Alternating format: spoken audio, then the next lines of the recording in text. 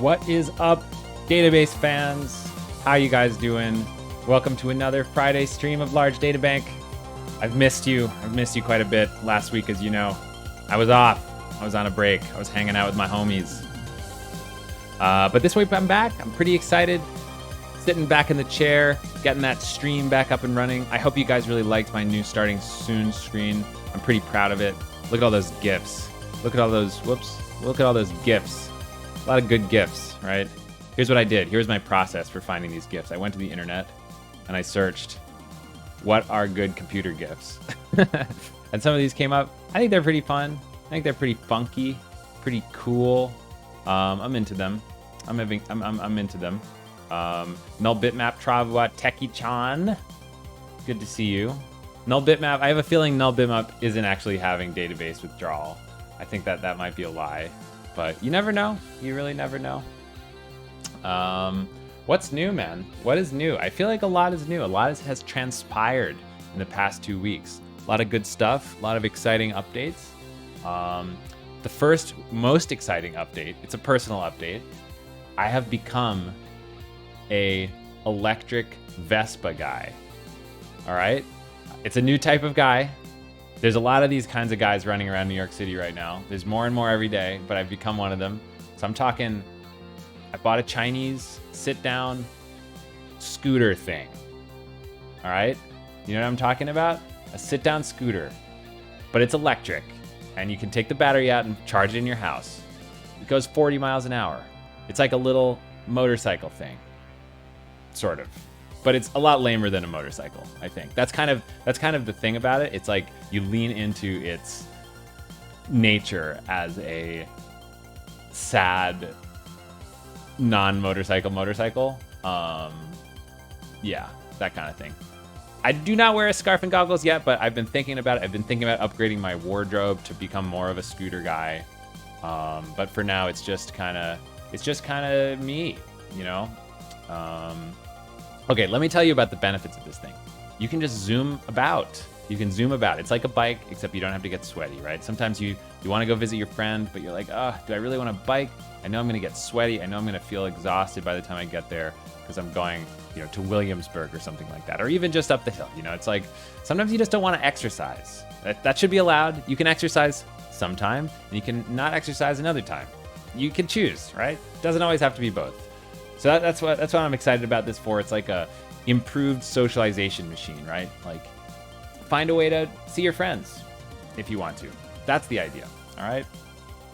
Look, I think that American cities are going to get more and more people buying things like this very soon. It's going to happen 100 million%.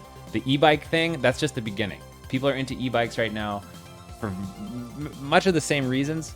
The difference with the e-bike is you can't stick anybody on the back. With this thing, you can take a friend, you can take your girlfriend, you can take your boyfriend, you can take your homie and your child. Whatever it is, you can stick it right on the back and go out to the party. You know what I mean? And I think that's a big benefit. So what was I doing last weekend? I had a friend in town. Had a friend Paul in town. Me and Paul. I rode him around on the e-bike thing. It was sick, dude. He was like my little companion, my koala, so to speak. I don't think of Paul as a koala, let's be clear, but he kind of acted like a koala for a moment there. It was pretty grand. It was pretty European of us, pretty progressive of us, and I was really all for it. So that's the idea. Why did I do this? Well, they've got Revels and Limes, right? I started riding those Revels and Limes, and I was like, I need to own one of these, so I bought one. What's up, Hydron? How's it going? E-boys on e-bikes. E-boys on e-bikes. How's everybody doing? How have you been for the last 2 weeks? Tell me about yourselves. Safe. Snowflake versus Databricks is heating up. I heard about some DeWitt clause stuff, right? Wasn't there some DeWitt clause stuff happening? Is this the DeWitt blog? DeWitt. No. Maybe. You guys know about that DeWitt clause? What is DeWitt clause? Is basically you can't benchmark our database publicly ever, right? It's not even about licensing. You just can't publish results that are benchmarks about a database if they have that DeWitt clause, you know? protect those vendors. TPC DS. Snowflake versus Databricks.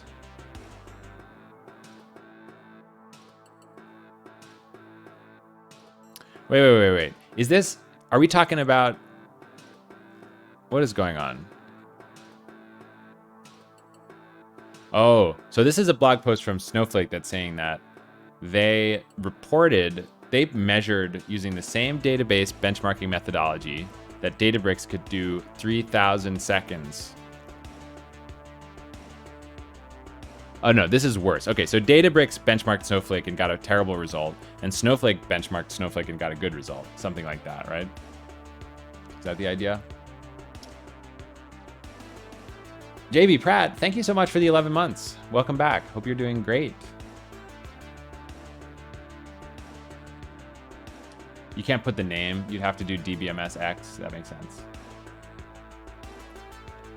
So this is saying basically that there's sketchy stuff going on and competitors aren't benchmarking each other fairly. I mean, I've learned some things. I've learned some things about this, you guys. Having been in the database industry myself for 5 years, I've learned some things about benchmarking. The thing about benchmarking is that it's really damn hard and it takes a ton of effort. So anytime that you see people like benchmarking each other or like messing around or just benchmarking themselves and like doing good results and people do it and it's bad results or something like that, it's almost certainly the case that like when you're benchmarking your competitor, you don't like know all the tips and tricks. You don't put as much effort into it. And so you get worse results. I think a lot of this stuff, it's not even necessarily about people being disingenuous. It's just like, it's really freaking hard to benchmark a database in a fair way, no matter who you are. And of course, as a company who is interested in benchmarking its own database, right? That company is going to try to pull out all the stops. Obviously, their incentives to show off how good their database is. So they're going to try super, super hard. Make their database look great. It's inevitable. It's just how it works. SQL benchmark standards. Yeah, so that's the thing, though. Even with those standards, it's very hard to just do it. Like you're talking about TBCC, TBCDS, like these guys are doing or whatever. That's like a spec for a benchmark, right? But setting it up, it takes a lot of time. It takes a lot of money. $5 million to get TPC, right? Yeah, exactly. It's very difficult.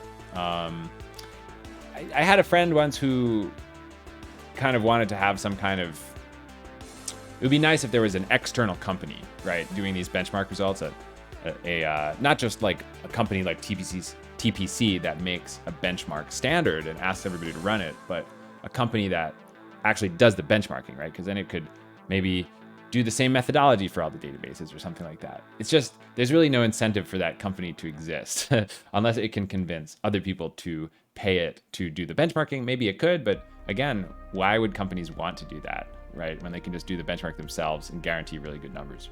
So it's kind of a tough problem, I would say. It's kind of a tough problem that has not been solved. Maybe one of you out there wants to be the database benchmarking company. That'd be cool. If you could find a way to monetize it, make it famous and popular, gosh, think about it. Databricks is going to pay you $5 million. Snowflake's going to pay you $5 million. They're going to do it every year. So good business model if you can figure it out, maybe. Maybe. So yeah, I don't know. What else is going on? Any other good news? Any other crazy news? I feel like my main news is that scooter business that I talked about for 10 minutes up front. But weather-wise, weather report. What's the weather report? It's weirdly still autumn, kind of. Like it's not getting cold here in New York. It's a little odd. You know, it's November, mid-November. It's kind of warm out. So that's disturbing. But hey, what are you going to do, right?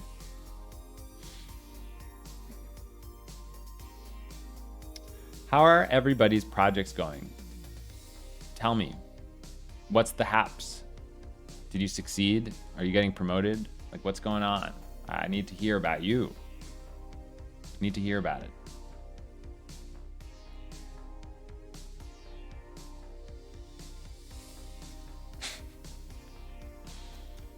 Pay $5 million for a receipt that says you're terrible.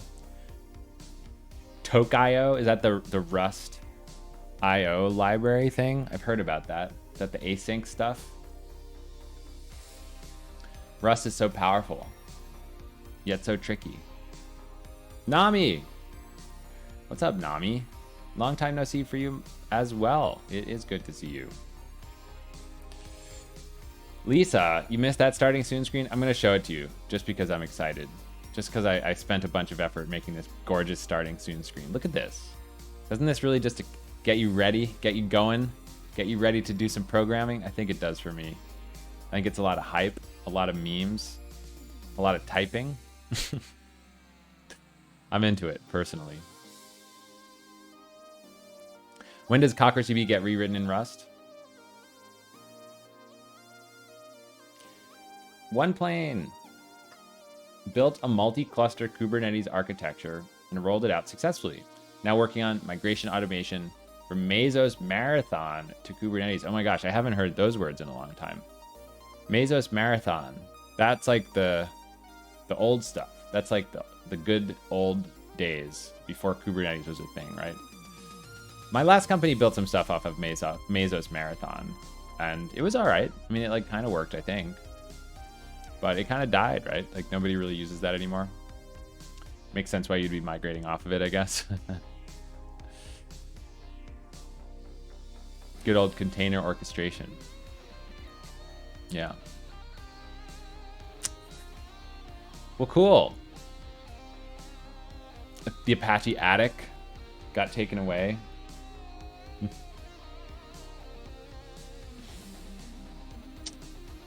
So, what are we going to do today, guys? That is a question.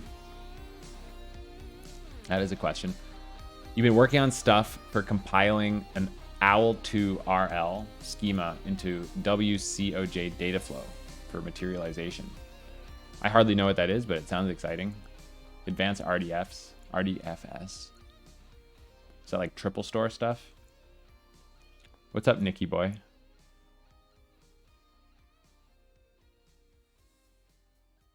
CockroachDB uses protobufs between nodes. Yes. If we have some struct with default value, then marshal it to proto message. Message has length 0. How do you send it to other nodes if needed?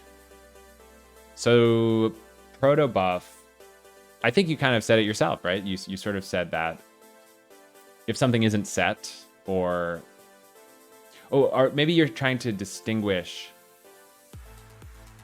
How do you notice when something is unset versus set to the default value? That is a good question. So if you need to do that, you need to have some out-of-band information.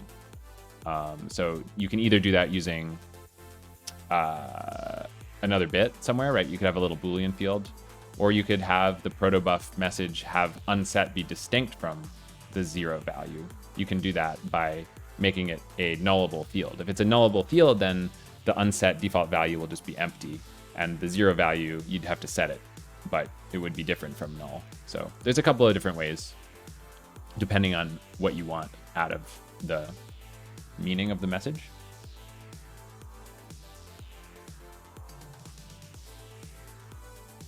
Yeah. But anyway, yeah, so what are we going to do today, you guys? I don't know. I have an idea. I have an idea here.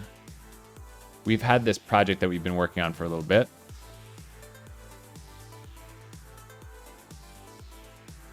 Oh yeah, worst case optimal join. How could I forget? That's I know about that a little bit, sort of. Semantically a triple store. I turned it into a combination of single and double column tables.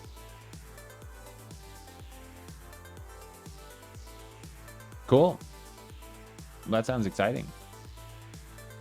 Sounds kind of tricky.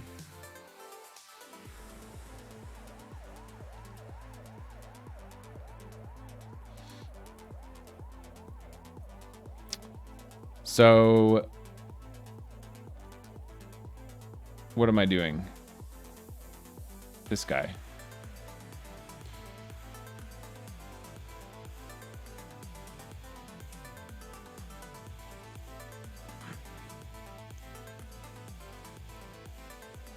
Query planning resources.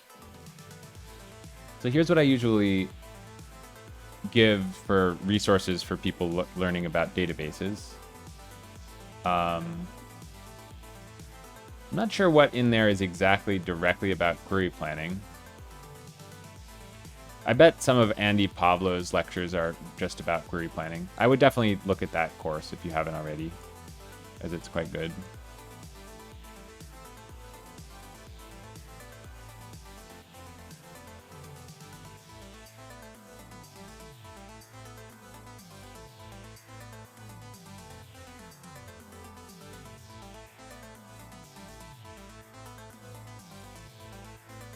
The database guy misses writing codes for databases.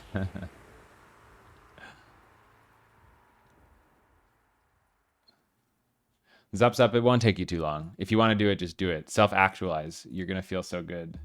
You're going to feel great. See.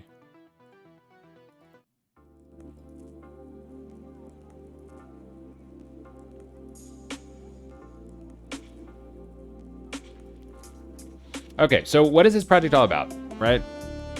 If you guys remember what we were doing. Okay, this is a little too loud here. A little bit too loud. If you guys remember what we were doing, the idea is this PR here. This PR here is about the idea of pushing SQL-related decoding of data deep into the stack of the database so that we can avoid having to do too many copies. Today, before this PR, I guess, the idea is that deep inside the stack, we decode data and we turn it into key value pairs and send them in a batch up through the stack, up through the network, if necessary. And there's a little decoder machine inside of SQL that is designed to turn those key value pairs into a columnar batch, a semi-columnar batch, and push it through the SQL execution system. The idea of this PR is that we could conceivably teach the lower layer of the code to simply decode data directly into that columnar format instead of going through this key value pair batch format in between. Since copying data around is pretty expensive in a computer, that's one of those things that you want to avoid if you can, as a data processing system, doing too many copies. They can be cheap, but they can also be expensive. So the idea of this PR was to skip some of those copies by decoding directly into columnar batches and passing that all the way up the stack instead. Few good reasons to do this. One is just for performance. Another is so that in a theoretical world, well, not so theoretical anymore, in a world where we have a separated set of KV storage nodes and SQL processing nodes, we don't have any way of pushing down projections into those KV processing nodes. So if you wanted to select just a single column from a row that has a lot of other columns in it, maybe there's a lot of data in those other columns, it's going to be very expensive to do so because you're going to have to stream all of that data back over the network unnecessarily. So the idea of this project was that we could, well, skip some of that stuff, just not have to do it by pushing down these projections. So there's a few good reasons. One is projection push down. One is copy avoidance. And that's the idea. So where did we leave this off last time? Basically, I've been kind of working on this for like a long time, actually, like over a year, I guess. And I left it alone for a long time, but I started this over a year ago. I rebased it like a couple weeks ago and, kind of improved it. I think it needs to be rebased again a little bit. And then there's some little things. So what one current state is that it's actually still less performant than the normal state of the world. And that's because we have to send too much data. We're sort of sending a large amount of schema data down into the guts of this thing to teach the decoder how to decode. And you do need to send a bunch of data because the encoding is fairly complicated that we use. But I think we send too much data. We send just all of it. And it's quite expensive and allocation heavy and stuff like that. So I want to explore a couple of different ways that we can use to avoid having to do all of that serialization, which is making things a bit slower. So that's the plan. Hi, Adrian. Thanks for the raid. Hope you had a good stream. Hope you did a lot of good stuff. Did you get everything working that you were trying to get work? Did you do any Corgi games? Prisma stuff? That is awesome. Prisma. It's the dream. Distributed Johnny Depp. Yeah, I don't really look like that anymore. I think that was back when I had a beard. Can you either cache it or ship something bytecode like? So yes, like the caching is quite tricky for various reasons because it's not like there's no like concept of a session on the KV side of this code base. It's all sort of stateless when you're sending these requests back and forth. So you'd have to establish some kind of session, which is a huge project and probably not something that people want to do. Or find some other way of, sending a token or something that I don't know. Don't exactly know what you would do there. Shipping something bytecode like, that is another thing we've thought about, but also kind of hard to get there. Opportunistic caching with LRU. Yeah, the thing is like, what would the cache key be? I guess it's like the index or something like that. But the KV layer doesn't really know about indexes is the thing. So yeah, exactly as Nicky Boy is saying, one of the troubles is that it is sort of this big destruction of abstraction layers. And that's kind of one of the reasons why this thing may not end up getting merged ever, because it is really sort of filthy from an abstraction layer perspective. That being said, the reason that I'm continuing to push on it is because I think it's useful to have sort of a benchmark or a goalpost for how fast we should be able to decode stuff if we can skip some of these extra copies. Even if we don't end up shipping it, I think it's worth it as sort of a proof of concept. That's kind of the reason I've been picking this thing up again and poking at it. So, by the way, to avoid this whole abstraction layer issue, the idea of sort of what I've done is I've taught the KV storage layer that it can call out to this sort of opaque function that does the decoding for it, basically. So I kind of did this inversion of control stuff where the storage layer doesn't actually have to understand anything about the decoding at all. All it has to do is choose to use a special decoding implementation that does some different stuff under the hood. And that implementation still lives like higher up in the conceptual stack.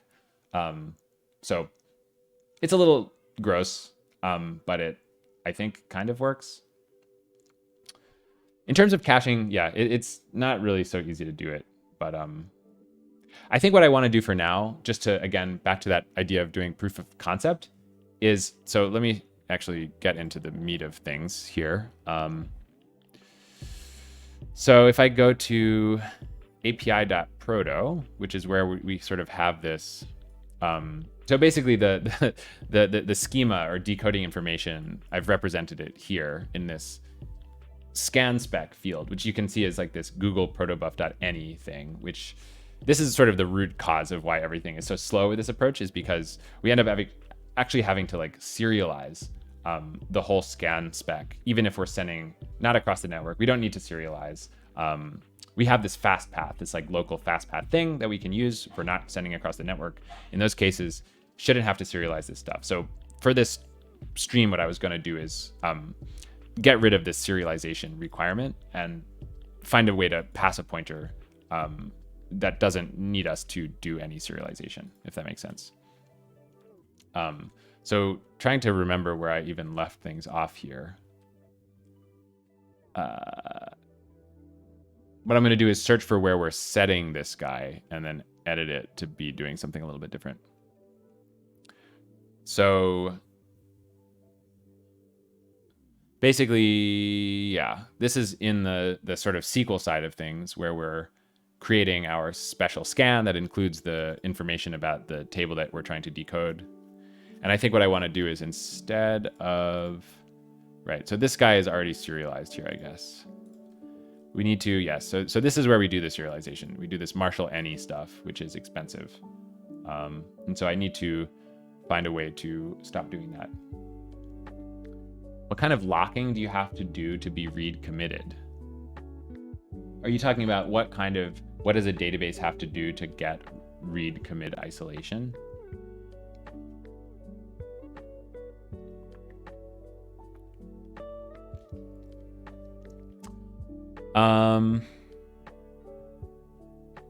So what is read committed again? Read committed is one of the like lowest ones, right? Isn't that the one that kind of ignores transaction boundaries? It prevents dirty reads and writes. I always forget. In Cockroach Land, we like avoid a lot of this thinking because we don't support anything but serializable. Read committed isolation. So a select sees only data committed before the query began and never sees uncommitted or data changes. Oh, I see.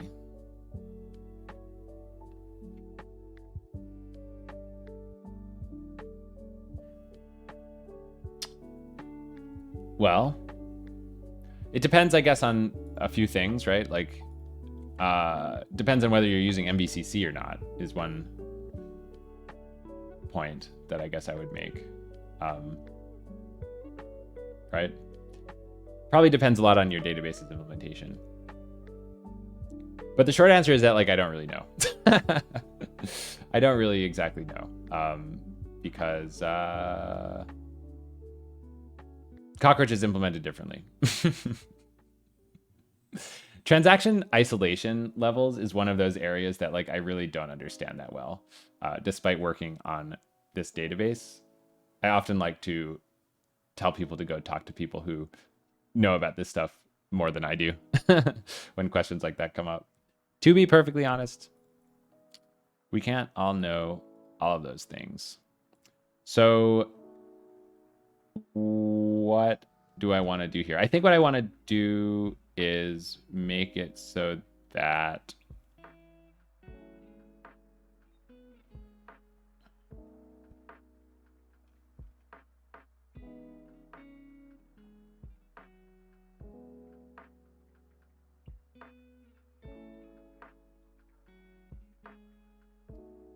So I'm confused. Where do we actually set this guy? Or where do we preserve it? Oh, it's right here. Okay, so I think what I want to probably do here is say, let's make spec just an interface. Well, why don't we make spec just what it actually is, which is the table reader spec, I guess. Table reader spec. Or no, it's actually not even that. It's like a processor spec, right? It's a processor spec, a pointer to a processor spec. Have I ever met Kyle? I met him at a conference one time. Yeah, I got to see one of his earlier Jepsen talks at Strange Loop, probably in like 2014 or 2015. And I like stood awkwardly in a circle of people talking with him, but I didn't really like meet him. So I was kind of shy. That guy's like, he was a celebrity even back in 2014. It was actually pretty funny. He had the whole audience do squats or something before the talk. It was pretty hilarious. So he was wearing this chain, like a big fat chain with like a lock on it during the talk. And in the beginning, he got up and have everybody do some kind of exercise, which I thought was pretty hilarious.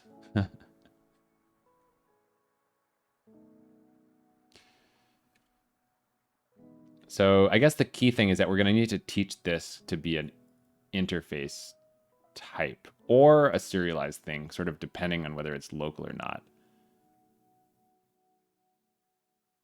So I think what we're going to do to make this happen. So in protobuf, you can use like a custom type, just like we did over here.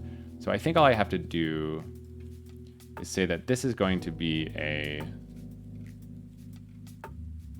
How do I do it? I just make it a bytes. Is that the idea? I make it a bytes, and then I say gogoproto.nullable is equal to false. gogoproto.customType is equal to interface, like this. And I think we'll want to do this for both the forward direction and the backward direction. So then let's go ahead and recompile our protobuf here.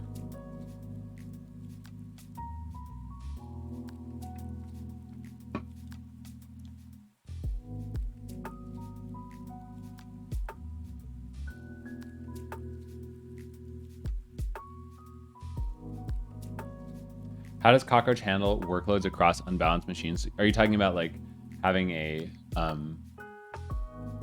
heterogeneous cluster of machines where some are more powerful than others? Or are you talking about, I think that must be what you're talking about, right? I don't think that we do too well with that. I think we definitely, I think that the like replication and load balancing stuff that we use doesn't really take into account information like that. I think we expect that you kind of have a homogeneous cluster worth of machines. Thanks, Dallas.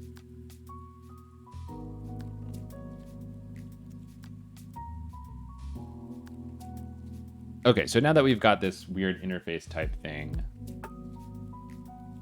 live upgrade to different instance type, yeah. I think if you wanted to do, I was imagining like a radically different set of stuff, right? Like Nicky Boy said, one, hyper powerful, like 256 gigabyte of RAM machine, and then like 10 little Raspberry Pis. I think that things would probably go pretty wrong if you tried to do that, but I don't know. It would be probably funny to find out what would happen. Yeah, I'm in New York City.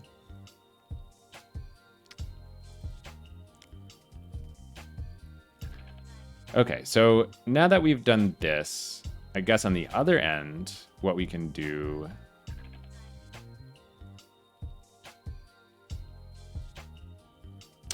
how come that,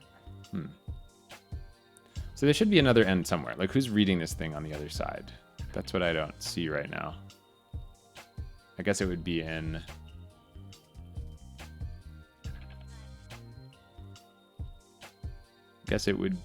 inside of scan, or what is it?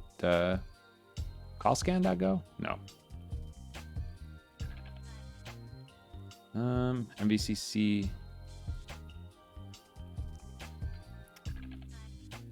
This guy.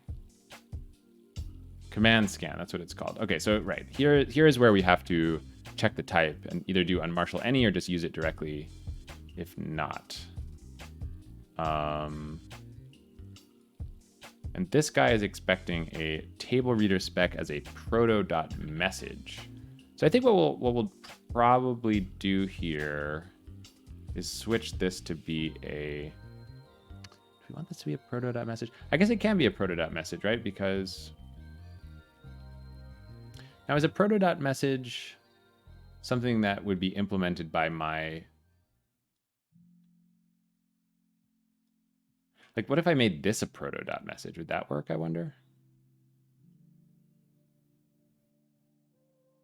I don't think that makes much sense because we have to make it so that it can either be a serialized spec in the case that we're sending it over the network, or an embedded thing when we're not.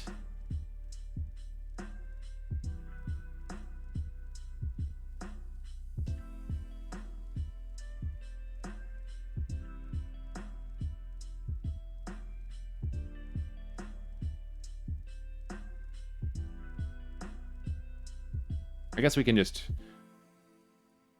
why don't we just do a switch? So we'll say switch args.scan spec.type.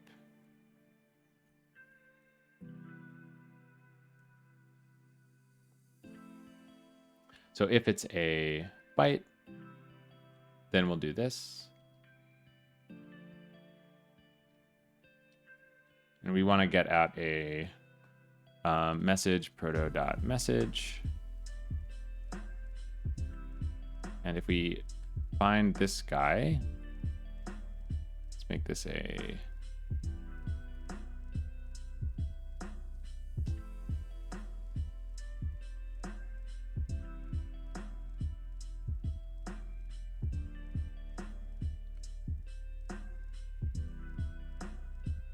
oh. Huh.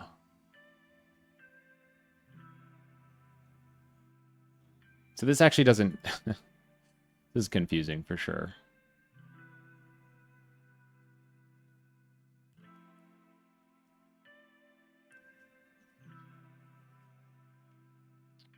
It's kind of like we need to make this guy either. Yeah, it's pretty confusing. It's really like a circular dependency issue in protobuf that don't exactly know how to get around.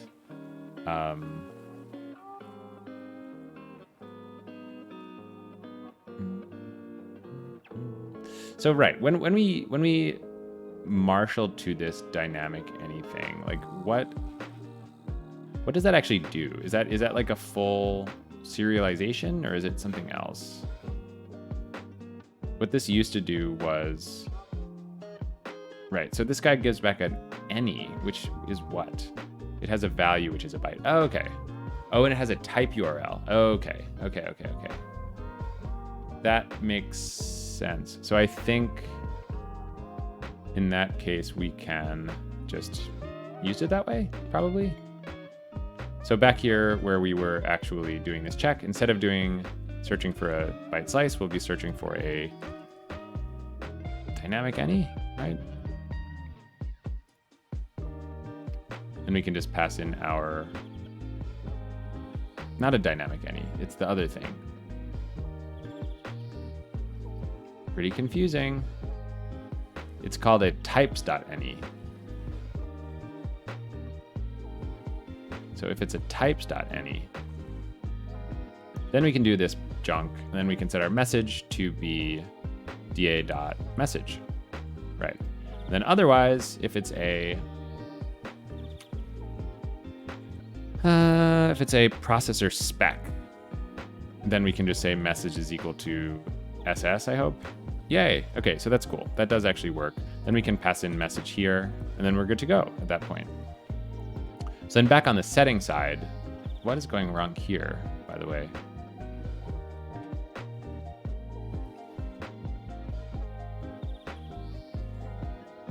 So this is unhappy because you can't use a custom type like this because I haven't implemented size or marshal to. So I got around this in the other direction, didn't I? How did I do that? Scan spec, call batches. So this is, okay. I was able to get around this by turning off all of the various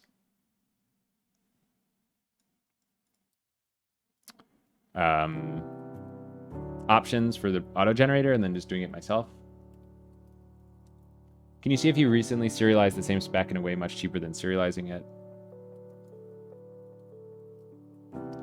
Yeah.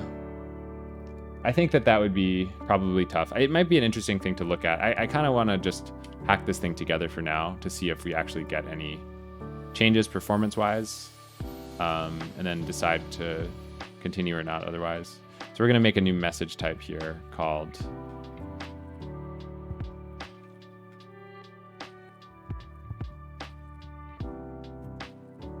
we're going to call it scan spec, I guess. We're going to do all this stuff. I'm going to stick this over here.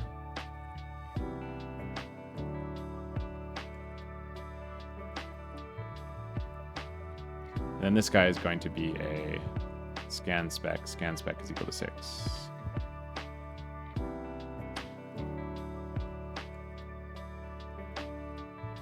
Think like this, maybe. And then we can do the same thing in reverse scan spec.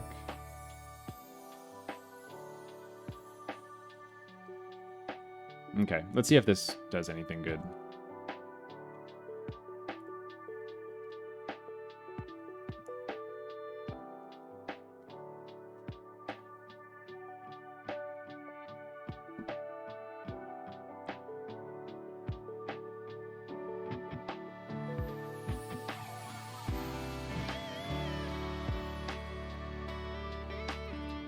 Okay, so I think this is what we wanted. We just need to now implement these two guys, unmarshal and marshal to size buffer, which we can do maybe. So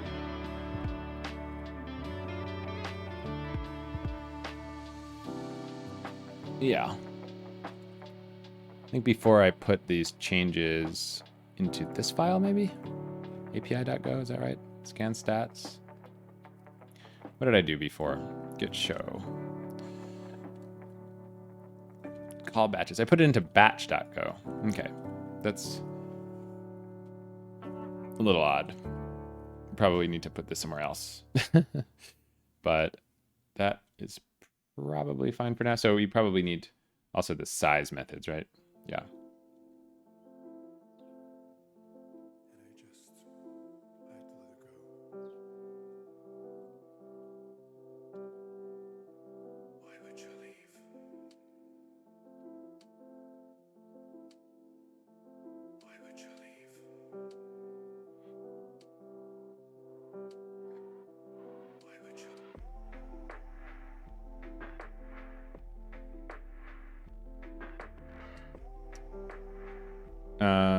Okay, so here we just need to kind of go like this, scan spec.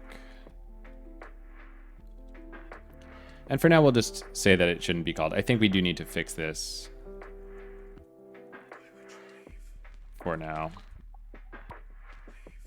I think we need to fix this at some point to actually work, but I don't think it matters for the time being. Here we need to do this guy again. And then, yeah, maybe this will compile. I don't think it'll compile yet. We have to go to command scan. Right, we have to finish this whole thing. So if we see a processor spec, we're good. No, I think maybe we are good, actually. We might be actually good to go here. Let's just see what happens when we compile.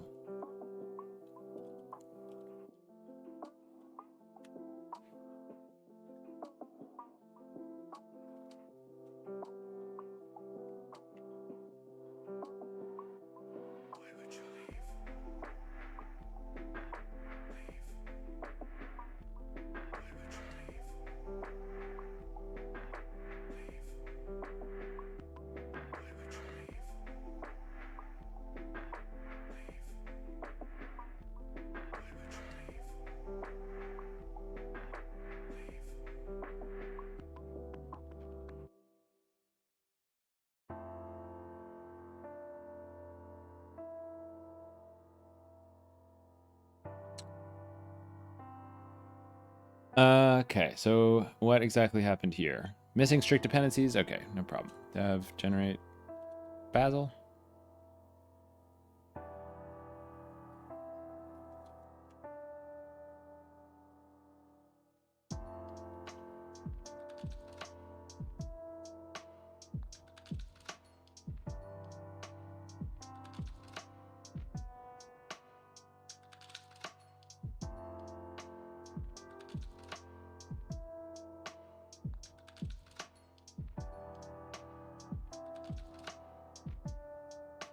So call batch direct scan 128.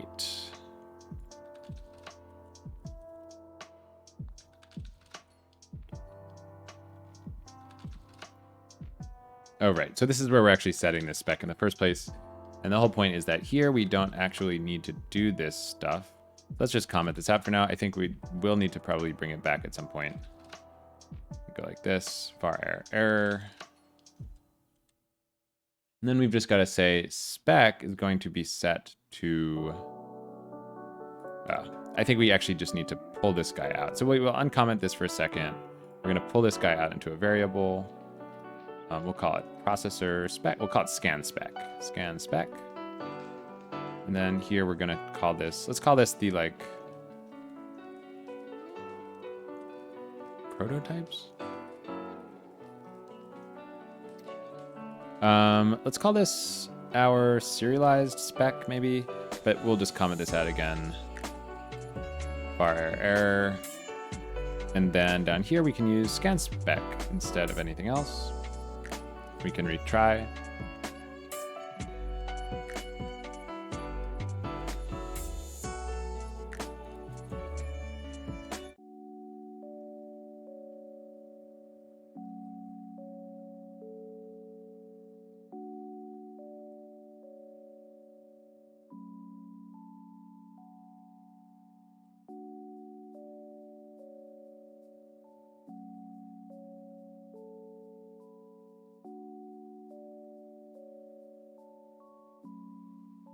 Okay, awesome. So this actually compiled. And I guess the question is, I suppose instead of compiling the whole thing, we could have just run a test. That probably would have been smarter, right? Did I add any test cases for this? The whole idea was that I actually had I have a setting for this, so I can actually... Shoot, I think I had a test case for this, but then I deleted it, didn't I? That's dumb. I suppose we could just run a...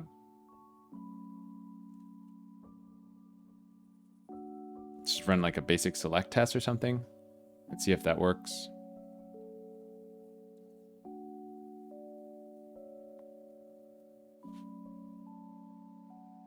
I'm also just kind of curious. Let me just run cockroach short demo. Create table A, B, C, primary key, as select G, G plus 1, G plus 2 from generate series 1 through 10,000, G of G. Select sum of A from G, from A. Then let's see what happens if I say set plan direct scan is equal to true.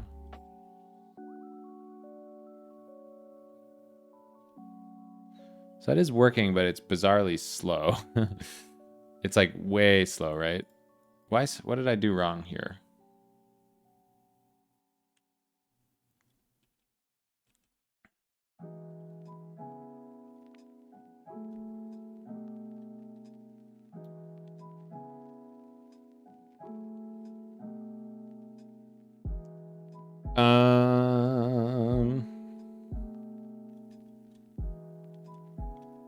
So I bet this is caused by...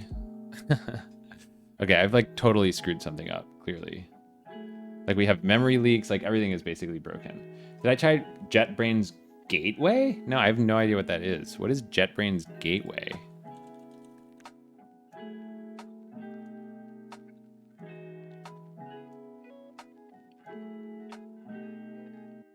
Gateway?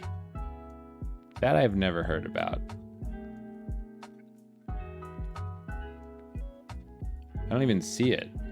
Gateway.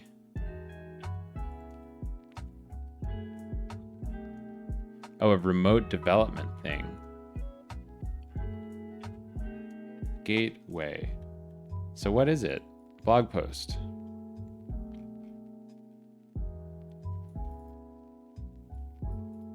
Remote development. So what is it? Deploy the IDE on a remote server. Oh my gosh, that's so cool. So you can develop on any machine, take advantage of a flexible environment configuration, source code free laptops, work securely from anywhere. Wow, that is insane.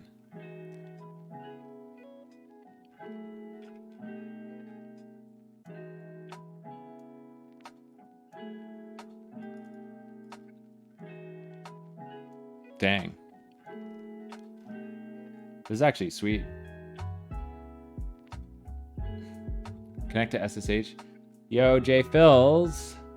Thanks for the 16 months, homie. How's life? How's your new house? You moved yet?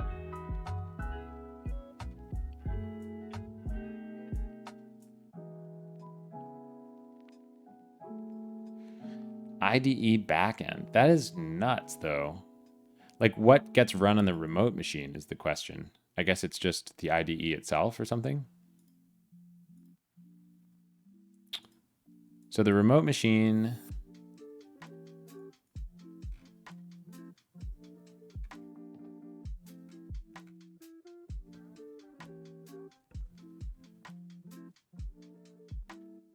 It's just like a whole installation of it, basically.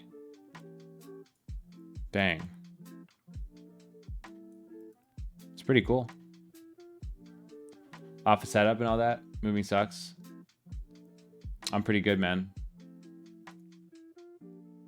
Thin client, everything else remote. That's neat. I'm gonna have to try this. It sounds awesome.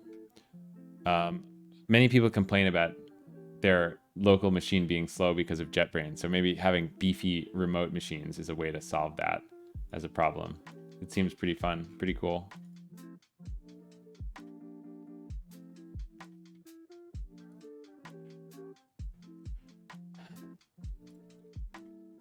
Okay, so let me try to actually figure out what the heck is going on here with this performance thing. Another curious thing is this, like, yeah, this issue, right? It's sort of feeling like we're not cleaning up after ourselves somewhere, but it's a little confusing because I thought that I didn't see this problem last time I messed with this guy, so it means that we've made things worse somehow. Not too surprising, but it's definitely a little surprising. Definitely a little bit surprising. What could be the reason for that? Exactly.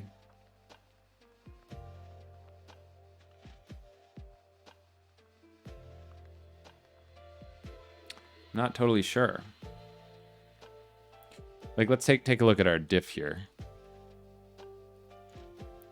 It really doesn't do anything. Just changes some types.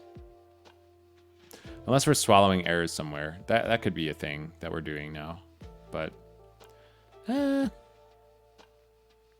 doesn't really seem like we are. Doesn't really seem like we are. And what we did in our last patch was just this guy, right? So yeah, It's a bit of a mystery.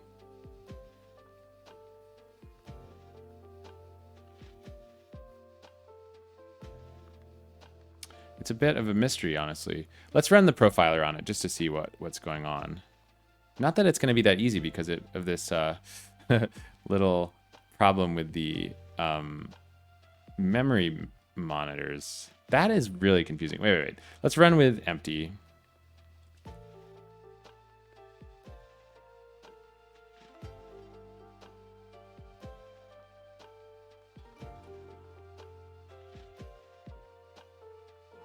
Okay, now I can't repro it. Well, that's not good. That's not good at all. Maybe let's just choose to ignore that. And since we can actually run this thing, well, we actually need the front end because we need to profile. So let's just rebuild real quick. And while that happens, I'm going to take a quick 5-second break. I'll be back. It's more than 5 seconds, like 2 minutes. All right, 2 minutes. You guys can deal with that? I think you can. I think you can deal with it.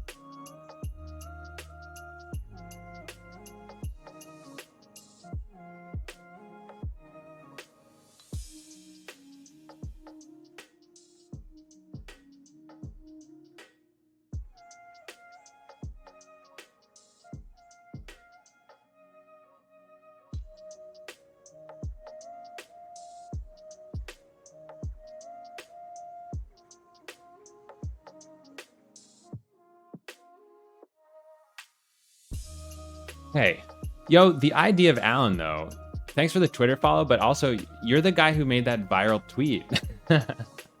I saw that viral tweet a couple days ago, and like, dude, that thing went hella viral. Are you kidding me? Was that the first time that you made something that went that viral? I'm like kind of in shock. Have you guys seen this guy's tweet? It says, "I'm still afraid to use spaces in file names, years old." Mega viral tweet. I'm assuming this is fine to search because it's your same username on Twitch and Twitter.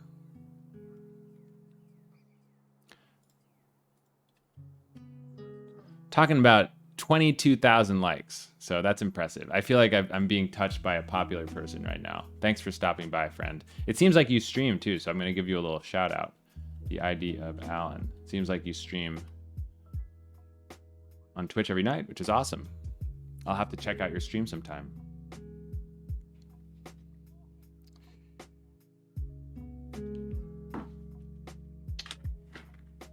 So I've got a snack. Check it out. It's called Spicy Peanuts.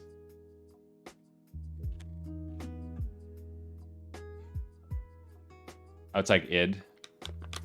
The id of Alan. We're talking Freud. We're getting Freudian. Seems like maybe id bounced. Maybe he said hello and then bounced.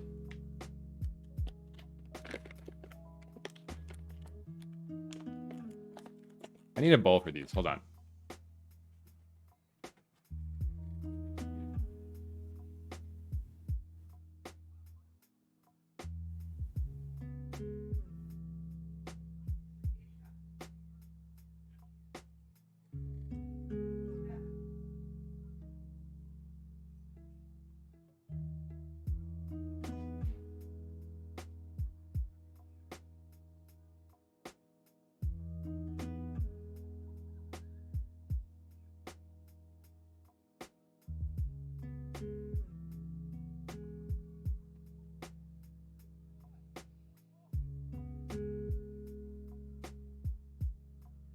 Spicy peanuts.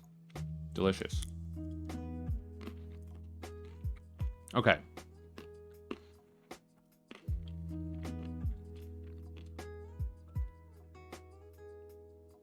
So we're going to run this guy again. We're going to set our setting. We're going to run this a couple times, warm it up, and we're going to take a little bit of a CPU profile here.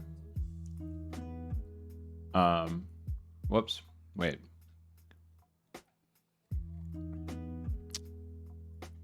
Right, we need to run the non-short one, cockroach regular.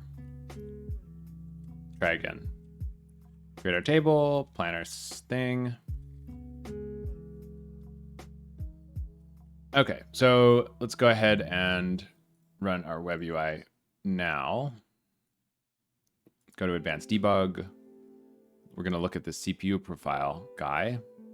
We'll click this and then run this a bunch. Make it do some work. And see what's taking all the time.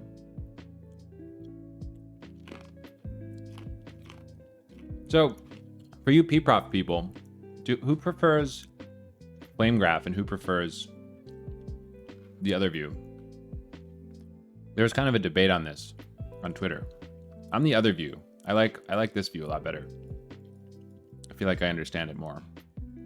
But some people like flame graphs. I don't know. You like them, Lithium? Start with flame.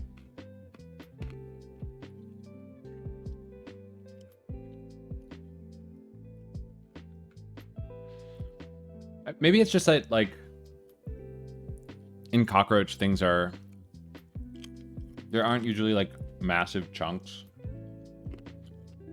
Like, each of the layers is sort of thin. So it's sort of hard to look for stuff in a flame graph. I mean, there's this, but we knew about this already.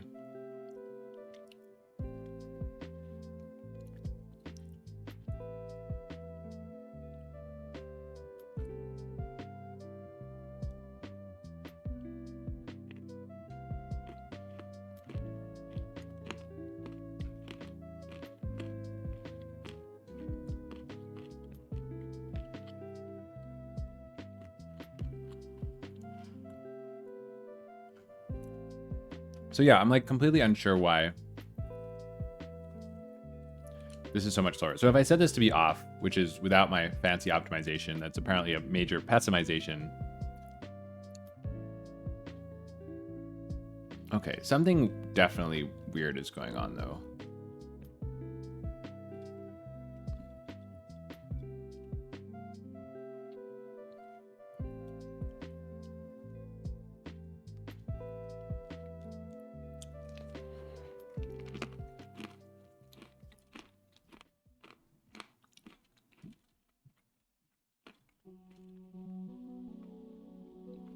Anyway, without my major pessimization, this takes 3 milliseconds.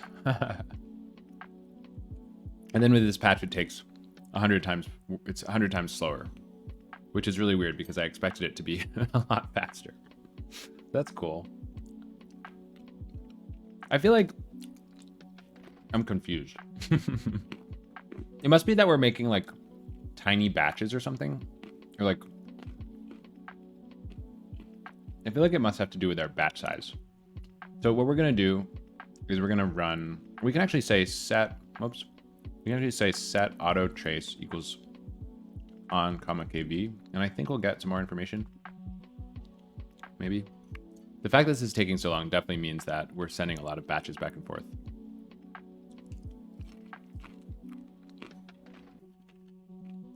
So this is slow because we're making batches of 1. So that's a big problem. Once at a meeting where a PO and SWE were having a communication breakdown because they both thought burn down charts and flame grass are the same thing, and both were wrong in their own way. What's a PO? I'm guessing like some kind of project or product manager.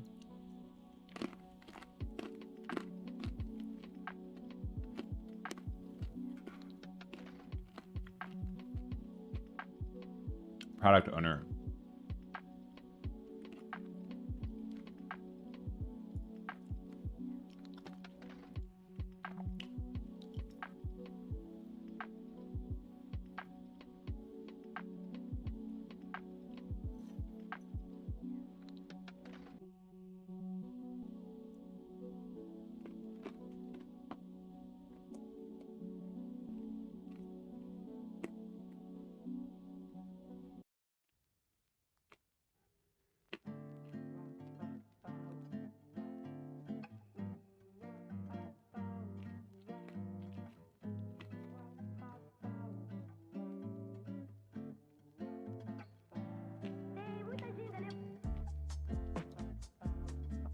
Imagine Jira calling sprint charts flame charts. That would trip everyone up. Sure would. Somali dev, have I tried Rust? I've done a little bit of Rust, not too much. Not too much. So the question is, why are we sending our batches back so quickly? That's really the ultimate question here. And how are we going to find the answer out?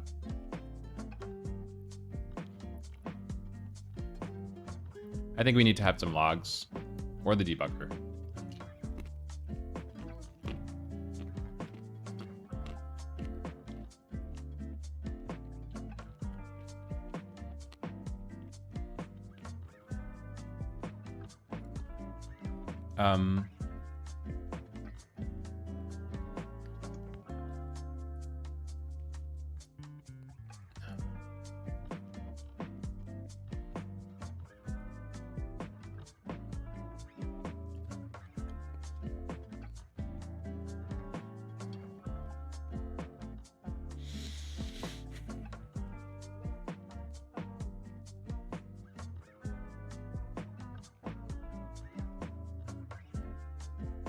So by the way, this is probably where we're failing to close things. So we've got to remember to do that properly.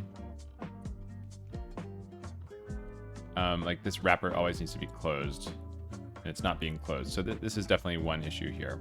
So this gives me back a CFetcher wrapper, which does not even have a close, which is very problematic. This thing definitely needs to have a close of some sort.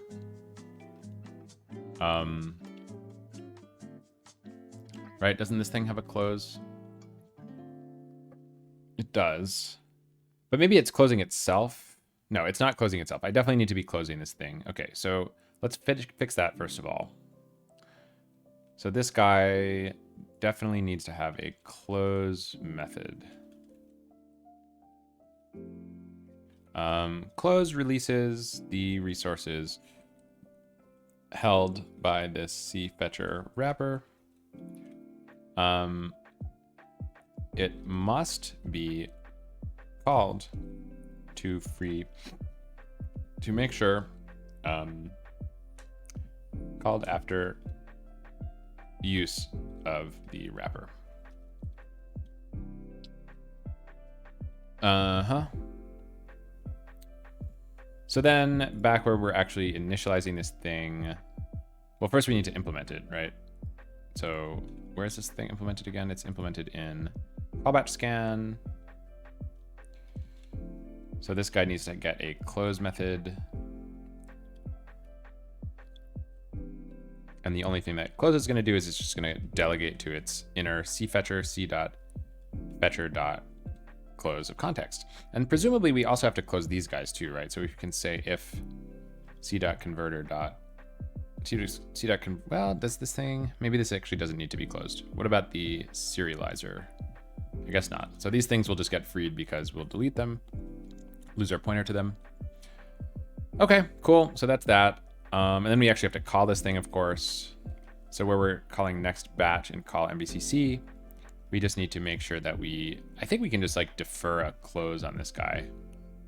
So we can just say defer wrapper.close of CTX.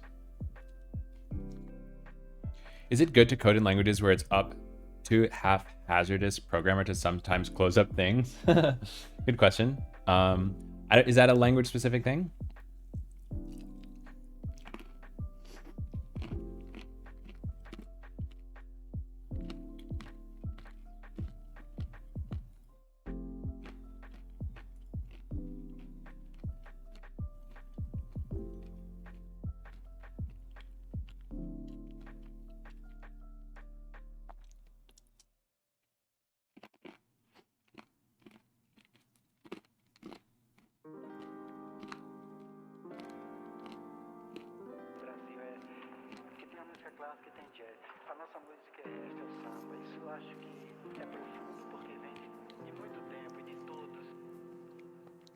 Yeah, I agree. It's definitely a language agnostic thing.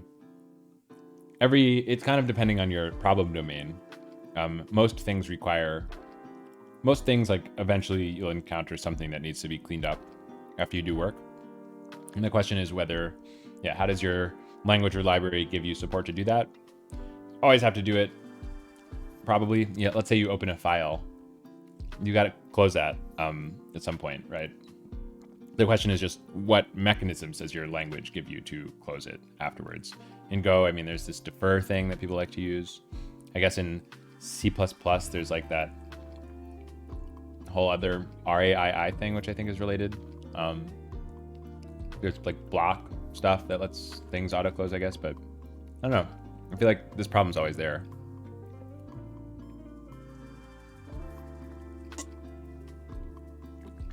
I think ultimately, like, you have to think about closure somewhere. Some languages, I guess, make it easier than others. So, right, the question is, why the heck are we... Oh, maybe it actually was because of that. Let's actually quickly just recompile, because perhaps we're getting back big batches in the beginning, but then since we run out of available memory, since we're never closing our memory accounts, maybe we always go to batches of size 1, and that's why it gets really slow.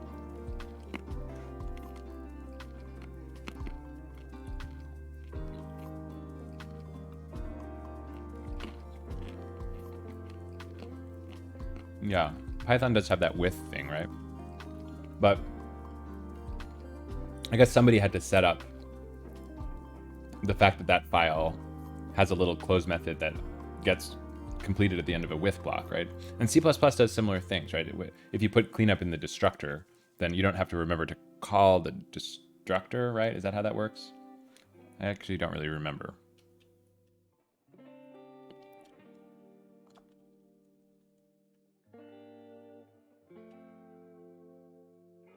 Let's actually undo that.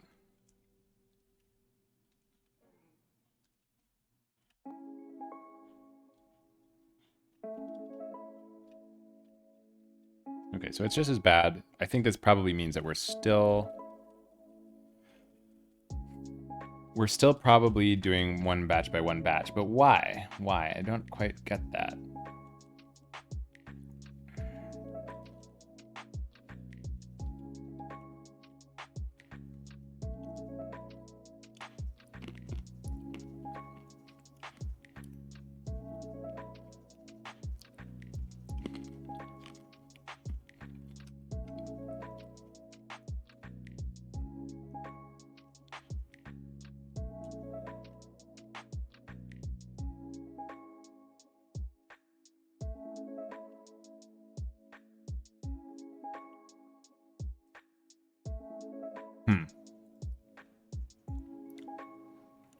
Things get go somewhere. Yes.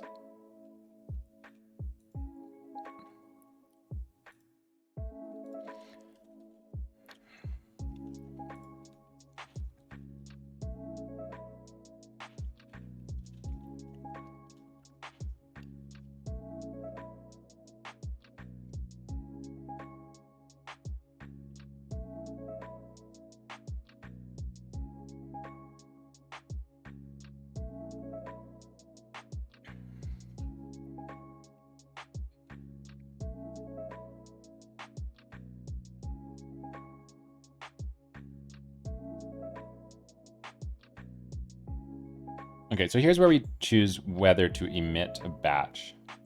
And there's a bunch of complicated logic. So we're going to emit a batch if our row IDX is greater than the batch's capacity. Okay, so let's first of all check on our batch's capacity. Where are we setting the batch's capacity? So we're doing this reset, maybe reallocate thing. The min capacity is set to something. Okay, so when we call this guy, min desired is set to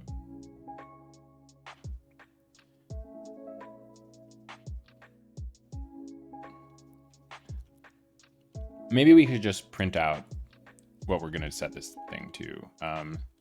Setting min desired cap to, and then we can also print out the memory limit to see if that gives us anything interesting. Let's just print this out, and maybe that will help us track down what's going on here.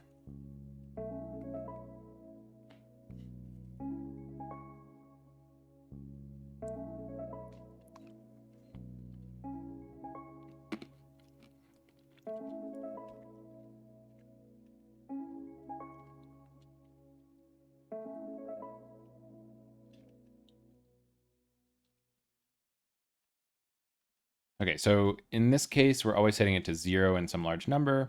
But then if we set our direct scan to be true, then what we get is the same thing. So it's not having to do with the batch size, at least. That's good to know.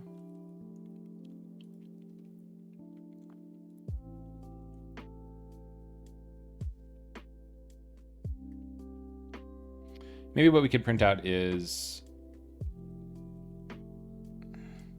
like over here, format.println, emitting batch, and let's print out our rf.machine.rowIDX, rf.machine.batch.capacity, and then rf.maxCapacity, and then rf.machine.limitHint. And let's see if this gives us any information that we could find useful. Oops.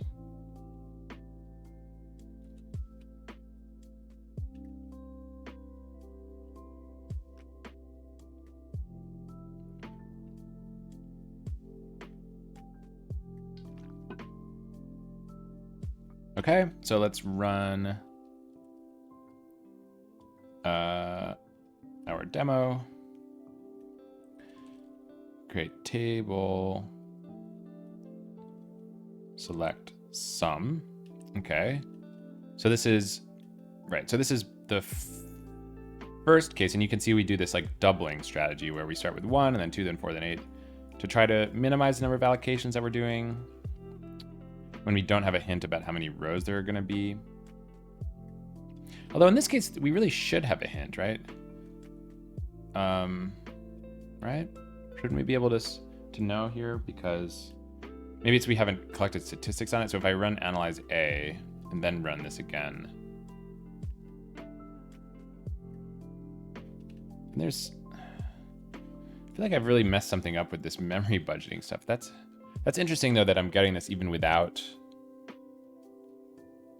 setting my plan direct scan to be true. Perhaps I've messed something up elsewhere. I don't get that. So we'll try again. Create table, run analyze, then we're going to do a select. We immediately get this issue here. But at least, right, so we are right-sizing our batch since we know the stats about the thing, so that makes sense. Let's turn this off again. We're going to run again. We're going to say set plan direct scan equals to true, and then we're going to do select sum of A. Okay, so here's the thing that we're doing, though. Somehow, our batch capacity is always set to 1, even though our min desired capacity is large. So that is confusing. That I do not understand at all.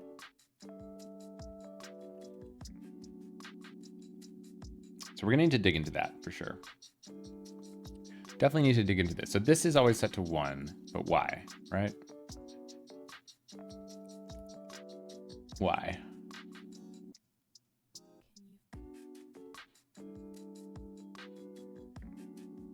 Min capacity. Min desired capacity. Oh.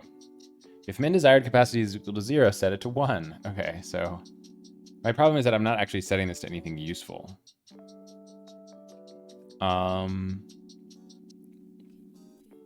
So what I need to do then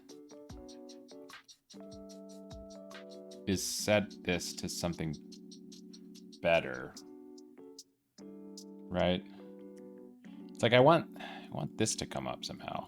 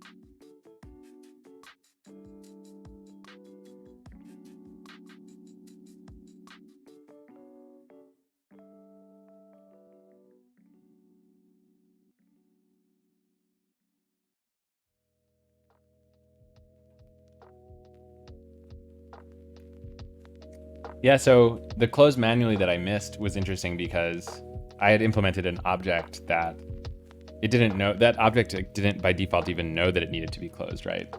So like to some extent, was that a problem that any language could solve, right?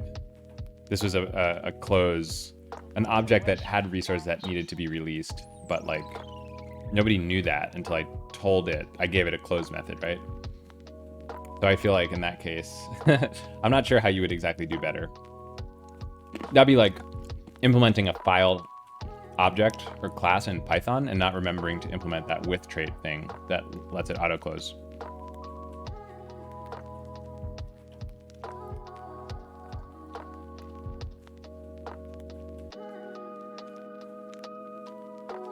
So I don't know. It's a bit tricky, but who knows? Who knows?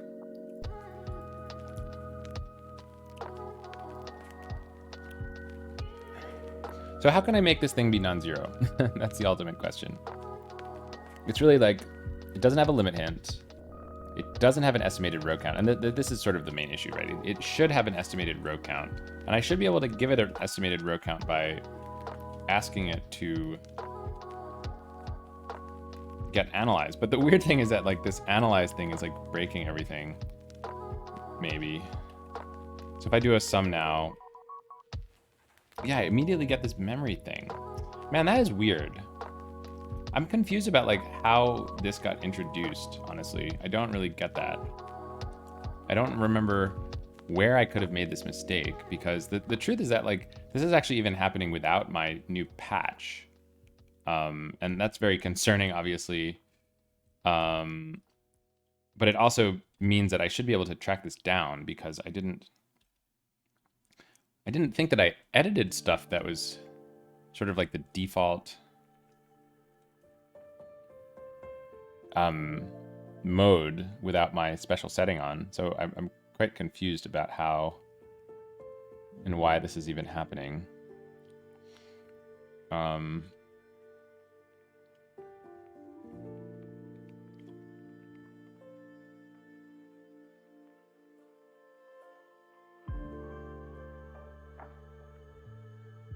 Prolog would have tried.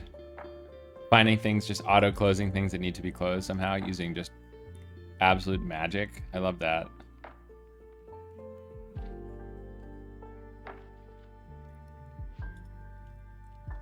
Yeah, I don't... Confused about...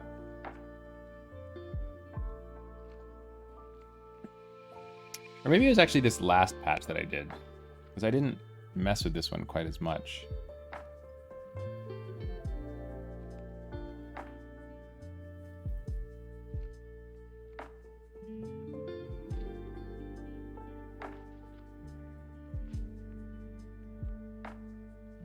Hunt down the change by git bisecting. Yeah, so I was thinking of doing that. Like I could like stash all this stuff. Basically, I mean, all this is like this work in progress branch. There's no way that this stuff is available on like the main branch right now. So I could do like a work in progress, making a sending pointers to table descriptors, not serializing, right? So I can do this.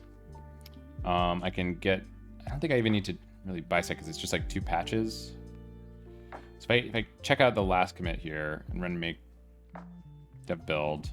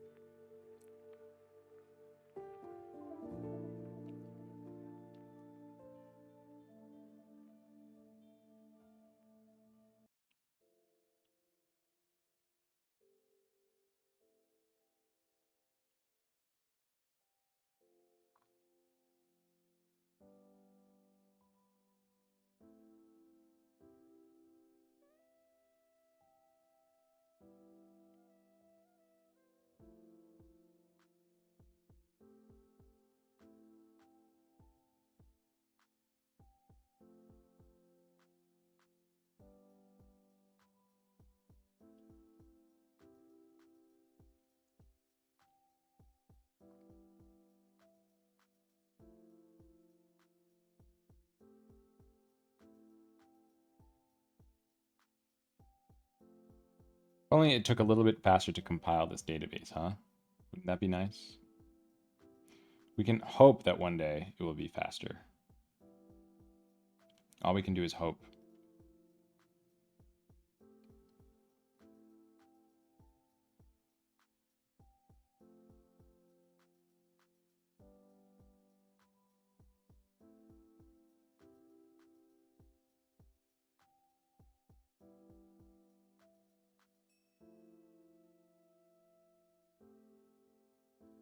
Project would always be compiled with M1. I don't think that's true.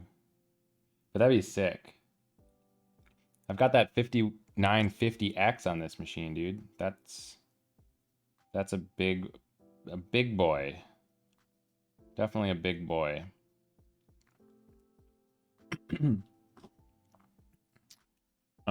It's really this JavaScript stuff, actually. It's really silly. The JavaScript takes forever to compile. I didn't even need to compile the JavaScript for this. I could have just done cockroach short builds, but I did just cause, you know? What happened to my music?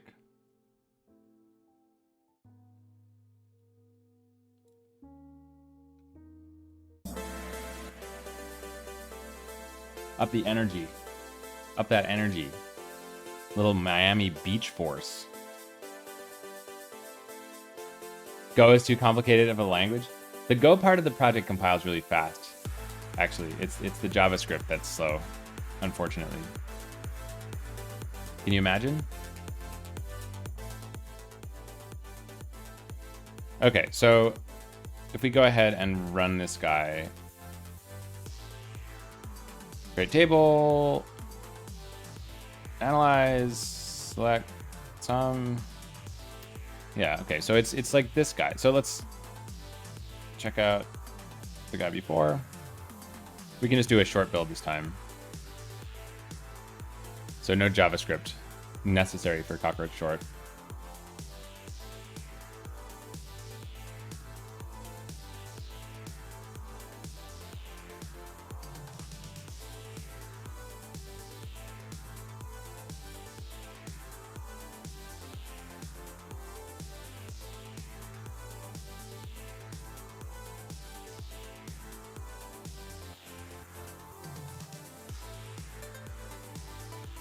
Yeah, Go is a fast language to compile. It just doesn't look very fast on CockroachDB, which is a ginormous mega project with a bajillion lines of code.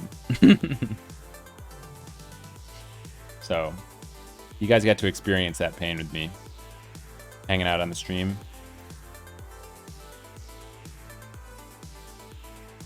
Yeah, I had the same keyboard. I had clicky switches. I kind of got rid of those for like marital harmony purposes, so to speak.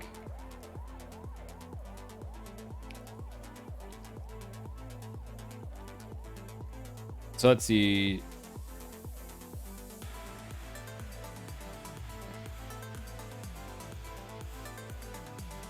So it's that first patch then? That's actually really confusing. I guess it's not that confusing because there was this whole point that I was making about how we were not closing the... No, it's very confusing, right? Because we shouldn't be running any of that code without the setting on. So what is going on with this? That is confusing.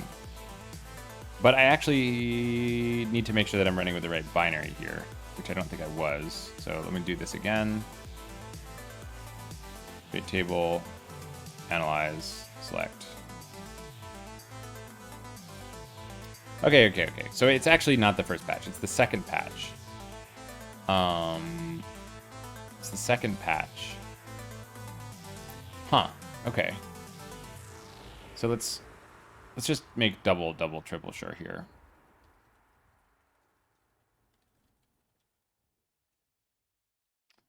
Because I feel like I did something confusing.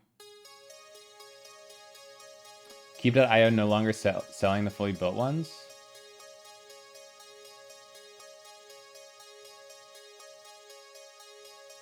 What? No? It looks like it is. Is it not? It seems like it's working okay. Oh, it doesn't have cables and keys? It seems to, no? Oh, keycaps you mean? Yeah, the keycaps you have to buy separately. That's true. That's true. Yeah, I want to figure out how long... Does anybody have an M1 Max to play around with? I'm curious how long it would take to compile Cockroach on M1 Max. I don't actually have any idea if it would be fast or slow, but I'm very curious. Who's got an M1 Max in the chat?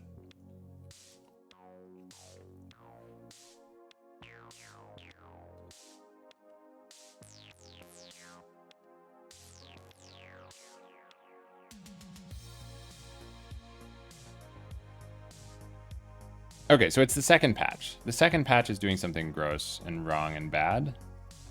And so we were going to have to figure that out. In a month or so.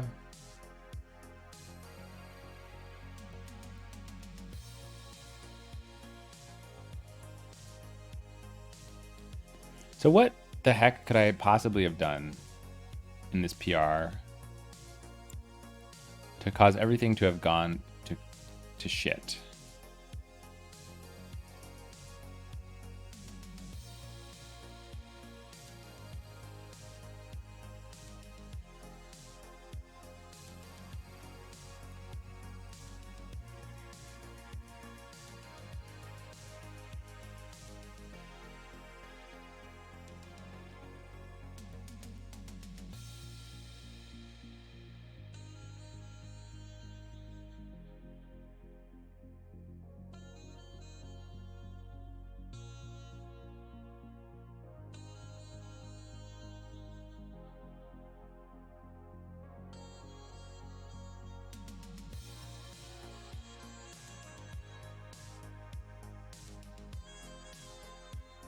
Is it this?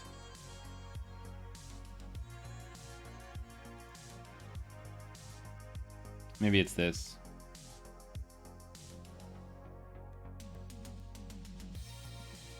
So if it's greater than max uint 16, then set it to the batch size.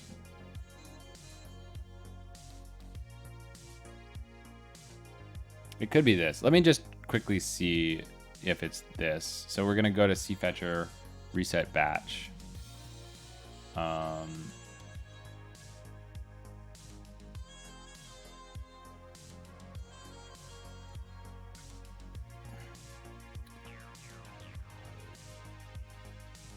Yeah, I just have 2 commits.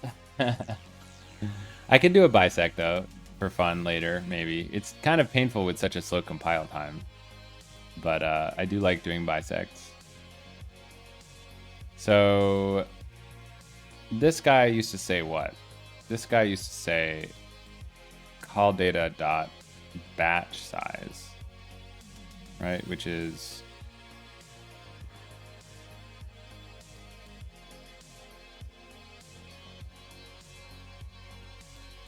so if I just recompile with this, I feel like the problem will go away, but we'll get a new problem. That's okay. Maybe that's all right. Maybe I did something logically wrong that made no sense. We'll get a new problem. I'm sure this was the issue, right? Because that was code that is the same for everybody. And basically, the result was that we were just allowing these massive batches to creep up into memory without accounting for them properly, maybe? I'm not really sure. Tricks to auto-split the commits. That's another one of those things that would be pretty tough. You have to use that logic brain of yours to figure out how to split commits up. Similar to how you need to think about where to add close to resources that might need closing. It definitely requires thought.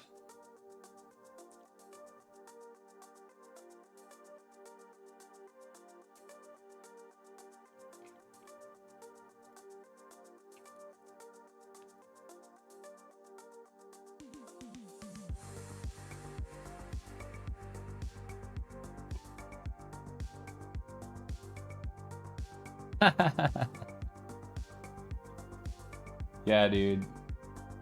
That's the dream. Open in the first commit, close in the second. I love that.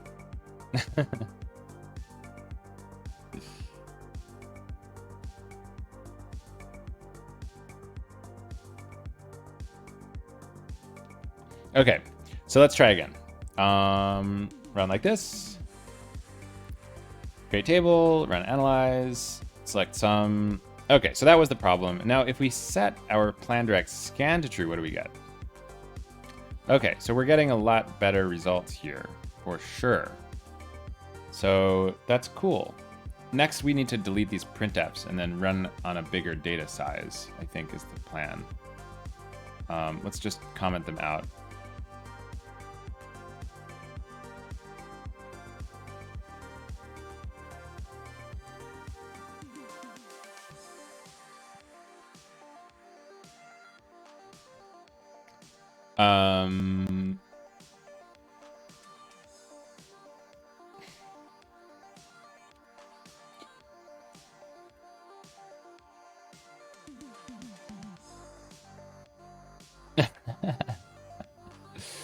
Yeah, imagine if it's like you have to keep track of, you do like open parens and close parens, but they're like commits or something like that. That'd be wild. I don't even know what I'm talking about. Okay, so now if I were to run, I think I have a tbch data set loaded somewhere. So if I run cockroach short start single node insecure, then I go over here. So I already have a second terminal. Then I run cockroach SQL, use tbch, select some. So here's a big scan over a bunch of data. It takes 2.4 seconds. And then if I set my direct scan to be true, what do I get? It's probably still going to be slower. It's only marginally slower this time, which is better than before. And I think it probably still has to do with this batch sizing stuff. So the question is, let's check about that.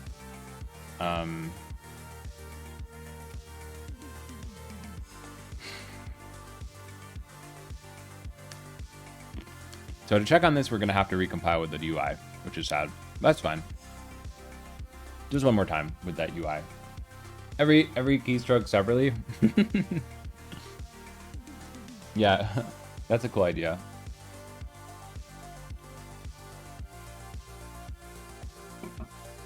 What if it was actually, okay, so what about this, you guys? What if it's like every time that you change your project, you have it hooked up to like auto run all the tests every time you change anything. And let's say the project was small, so it was easy to run the tests quickly. As soon as it finds a place where the tests pass, it just auto commits. So it's like a test passing snapshot.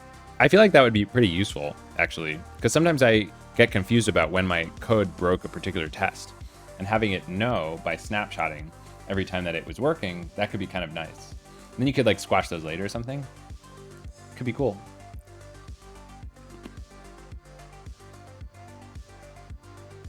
I suppose there's probably other ways of checkpointing code like that, but Git seems like a fine way to do it.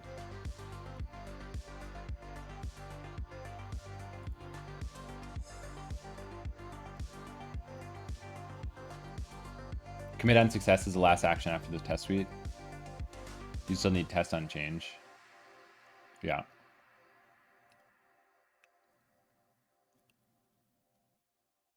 Snapshots, you can undo things you deleted but never committed. Yeah, that's true. Yeah, I do like the little line by line rollback things that JetBrains has. It's pretty awesome. Like here you can see that I've made this change because of this little blue line here, and you can click it and like roll it back. Navigate to changes. I feel like this is a really nice view. There's probably I wonder if there's a way to see all of the currently outstanding changes from the IDE. That could be kind of neat. How do I do that, I wonder? Uncommitted changes. Shelf? This doesn't seem right. I don't know what the shelf is, but it doesn't seem relevant. I would like to see the change list view.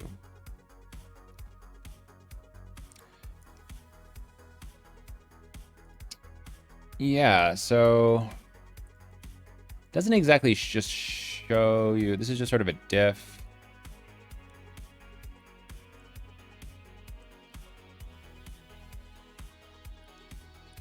Yeah, so let's see, we make some other changes over here, blah, blah, blah. It does show you, yeah, it shows you this thing called the default change list, which is a type of thing that I don't even know about, a change list. So you can shelve silently. You can look at your change. Oh my gosh, you have multiple change lists? Jesus. Okay, that sounds like way too complicated though, for sure. Okay, let's make a new change list. Blah. Oh my God, I can move things between change lists. Good God, that's horrible. I don't even know what this is about. But it keeps it in the working set? What? That's too confusing, man. It's really too confusing.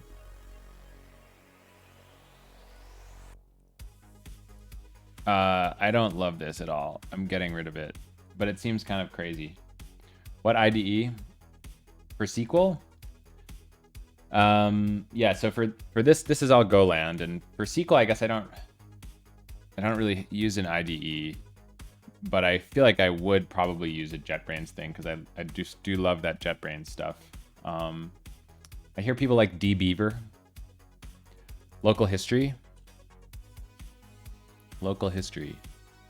show local history. Ho ho ho ho. Okay, this is next level though. It keeps all of this stuff? That is insane. This is like completely insane, you guys. I did not know that this existed. Oh man, it's so crazy. So crazy. I can't believe that this exists. Duration of storing changes in local history. You can change that. Do not use local history as the primary version control system because it may become corrupted if the IDE hangs. 5 days. Wow. That's nuts, man. Put label? So complicated. There's just like so many weird settings that these IDEs have. Yes, exactly. That is exactly what I was thinking one plane. So many histories. Okay, so let's run this again.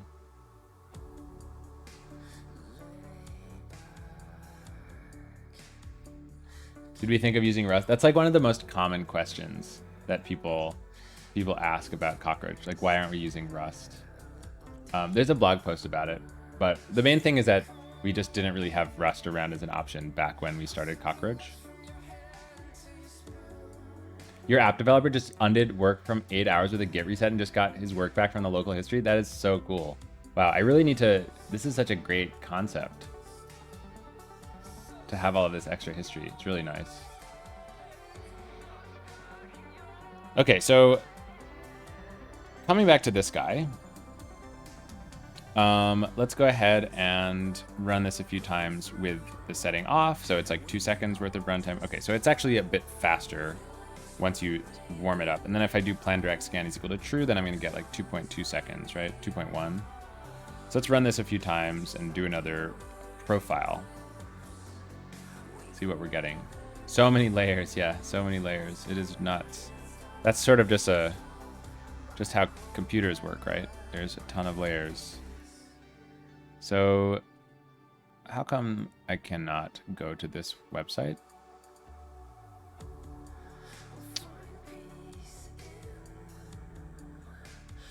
Oh, is it something about my host name? Does this work? No. Okay, I need to actually set something like host? I need like local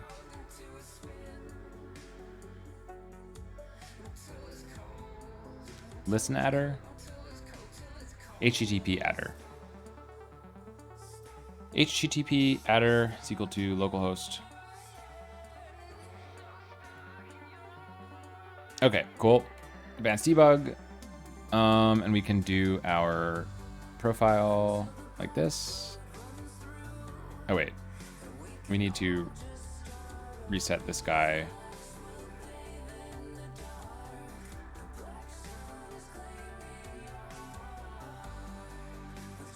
Okay, so we're going to click this. And we're going to go over here and click this a bunch of times to run some load. Have they rewritten Go and Rust already?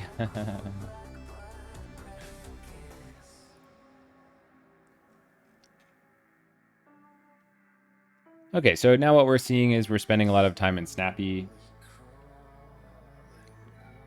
which makes sense. And then down here, we're spending our time in decode key valves to calls, process value, and next KB, which makes sense. So I think the latest, it's back to this idea of our batches are too small, I think, because I think if I were to do this again, and let's actually do a smaller example with this guy, and if I were to say analyze A, and then set auto trace equals on KB, and then I say select sum of A from A, what I get is, actually I'm confused about what I'm getting here. These are actually way more verbose than I need.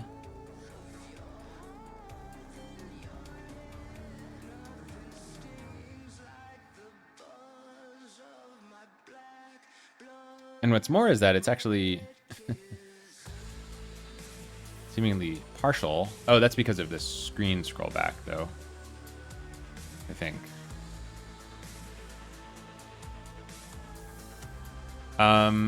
What I actually need to do is say set, gotta turn my plan direct scan on, first of all, and then do it again.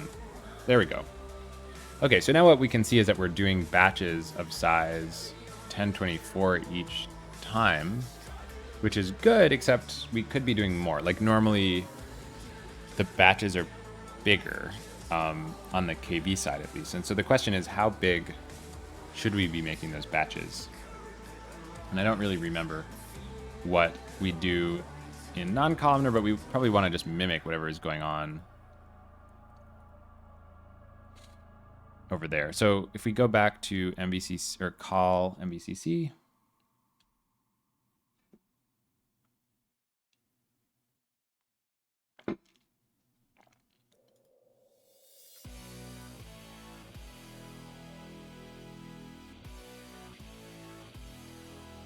so right, this is where we're doing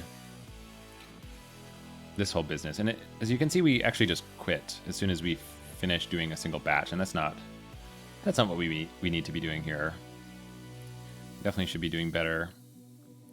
But maybe the question is, when do we give up here? So if I were to get rid of this, that means I think we would do all of the batches in one shot, which is not correct either. We need to be paying attention to the memory limit. And how do we do that? So if we go back to where the other people do things,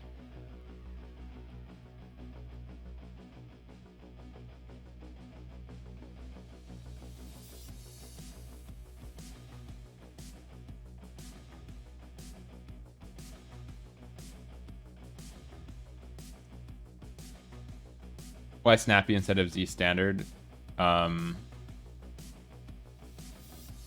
I don't know.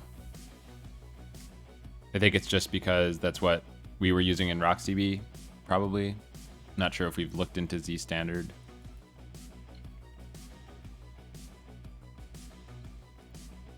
Yeah, I do wonder whether there's any kind of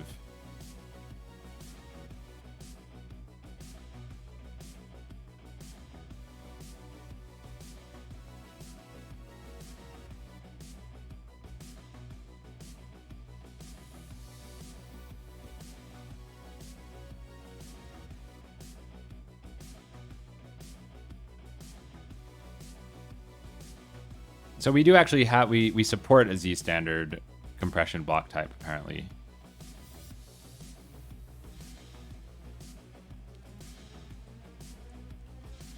But yeah, I don't know why we don't use it. No idea.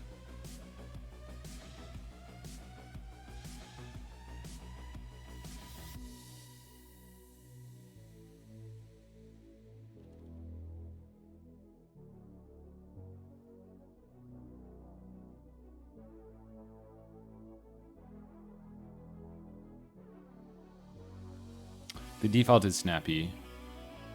The 0 is meant to use default compression.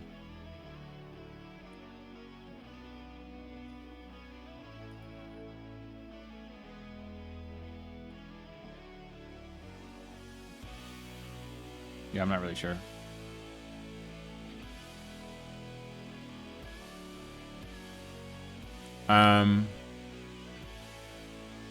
Right. So we need to look into how we pay attention to the byte limits here.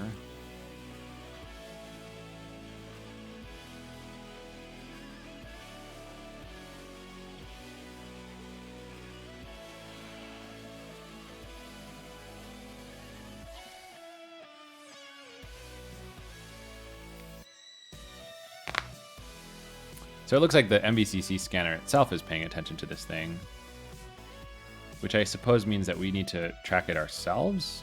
Max keys, target bytes. So why don't we just do something really simple for now? So back in our call MVCC, we're just gonna say something like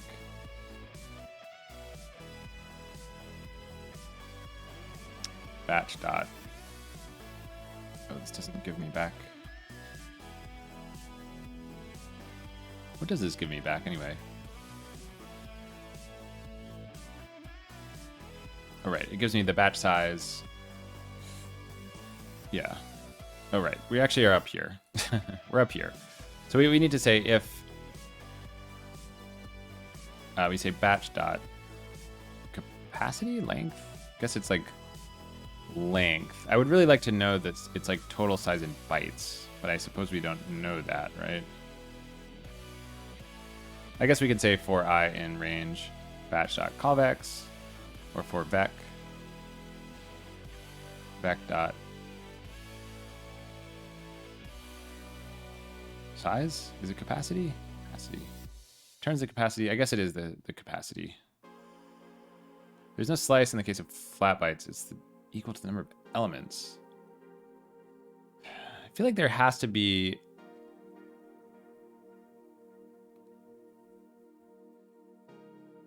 some place where we figure out the size of these things, right?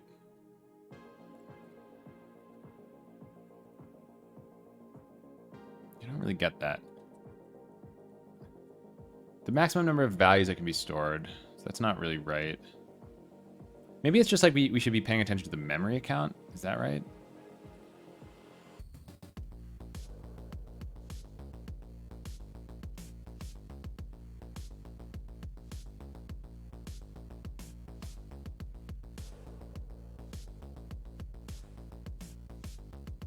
I suppose we could, right? We could just be paying attention to, we could say like, if account dot used is greater than opt dot target bytes, then break. That's an easy thing we could do. And then we could also say, or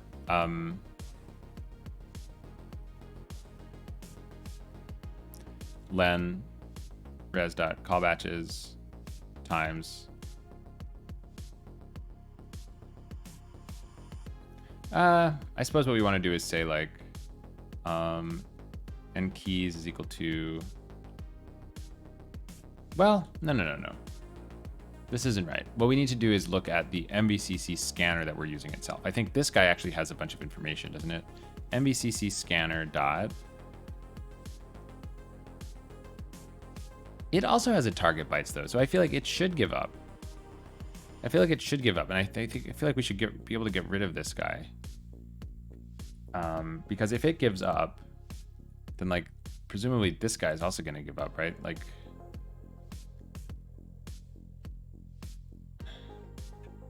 if like at the very bottom, somebody's going to say that it's exhausted, right? Like down here, it should eventually say that it doesn't have any more space. Scan limit, right? We return false. More KVs is set to false, and then we like bounce. We leave. So if we leave, then we're gonna get, I guess we don't get nil is the thing. We get like, we're just sort of done with the batch, but we don't know, it's not empty. So we need to figure out, yeah, how do we notice that this guy is done? I suppose what we could actually do is look at the scanner itself. We could say like MVCC scanner dot resume reason, right? Aren't we looking at that again later? I think we could just say if this thing is not equal to MVCC resume reason unknown. Reason unknown? No. roachpb.resume unknown. roachpb.resume unknown. Then we can quit. I think that's actually pretty good. So then we go over here. And then I think maybe this was going to do better. Let's find out. This might just like break everything. I don't really know. Dev build.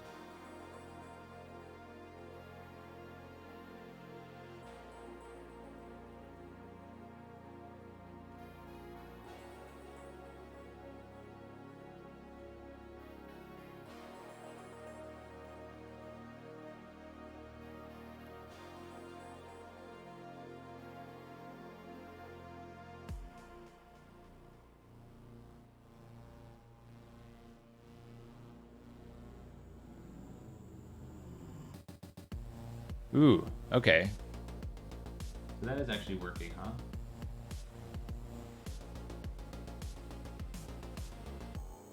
That is definitely working. But it's giving us back a different number, which is weird and bad. And the number is actually bigger?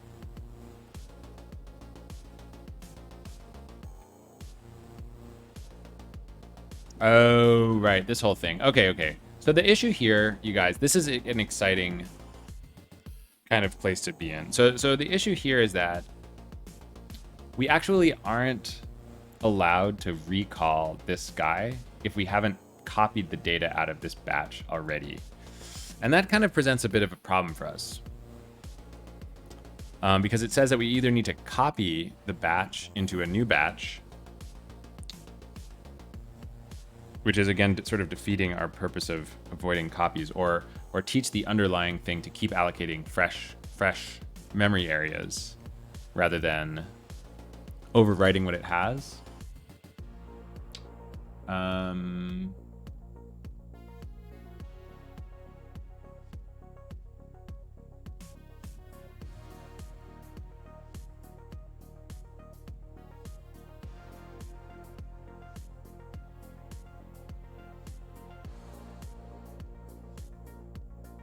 So in that case, what do we do exactly?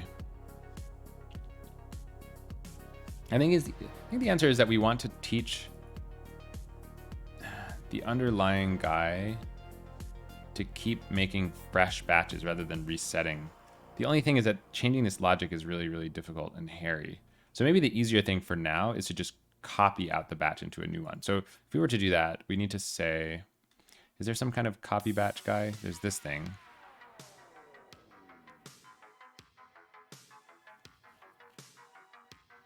I don't know why it's in a test util.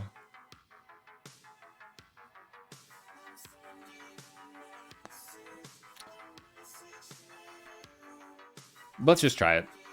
Let's just try it. So we're gonna pass in the original and the types. Do we have the types here or not really? We should.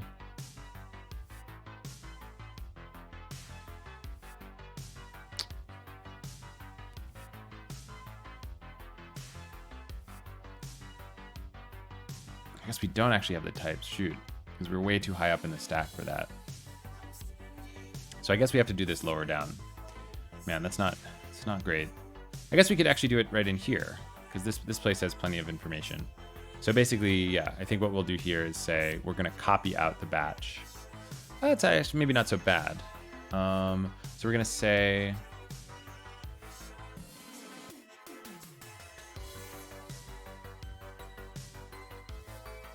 and I think we want to make sure that we know whether we're the first one or not, because the first one doesn't have to copy. Everybody subsequent has to copy, I guess. Yeah, so we can say first call bool. So we're going to say first call is equal to false, or true rather. And then over here, I guess we could say,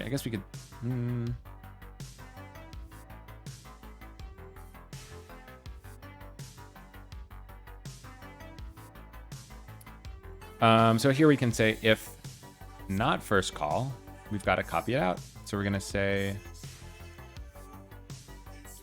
copy batch. The original is going to be our batch. The types are going to be fetcher dot. Do we not have that information either here?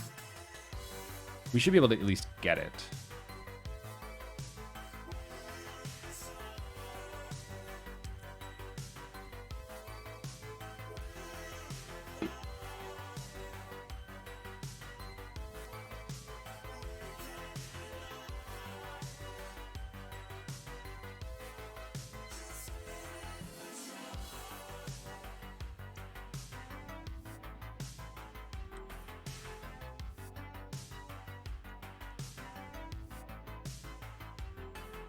Yeah, so like when we initialize our batch here, reset, maybe reallocate, what do we do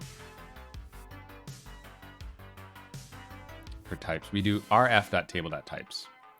And okay, so should have that information here, right? c.fetcher.table.types. Okay, great. So then the last thing is this column factory. And for that, we use the call data dot standard column factory, whatever that is. Okay, so then this guy's actually going to return me something, which is a batch. Okay, so now we're going to be in business, perhaps. So let's do dev build.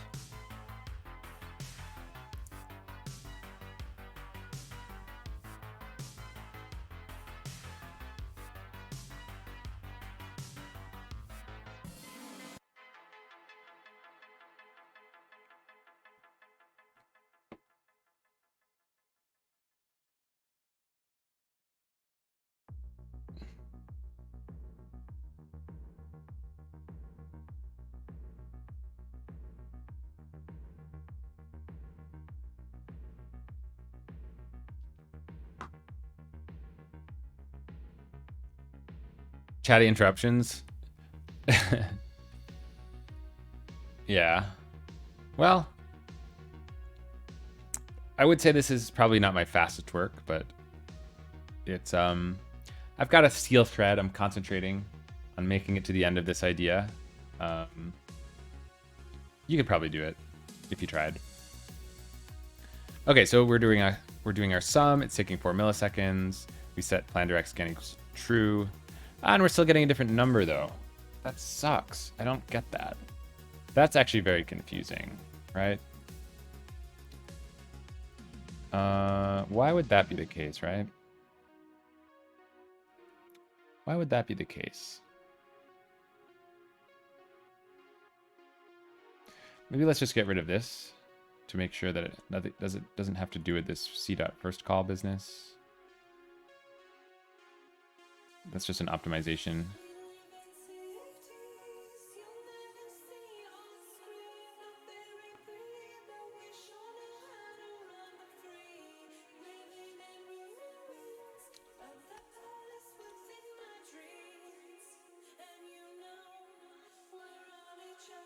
Okay, so that was the problem. It had to do with this first call business, which was somehow broken. I don't quite get why. Oh no, I guess I do get why. This doesn't make any sense. It's actually like the last call, but you can't really predict the last call. So I'll just get rid of this as a concept. It's not necessary. Okay, cool. So yeah, the number that was changing but shouldn't was the result of this query, but I fixed the problem. The problem was basically that I had some memory aliasing. So in trying to be efficient, we reuse a memory area to write some intermediary results as we're copying them from storage. And if you return a pointer to those intermediate results without copying those intermediate results out into new memory areas, of course, you're going to get a incorrect result since you're going to be looking at that same batch over and over again rather than new memory areas each time.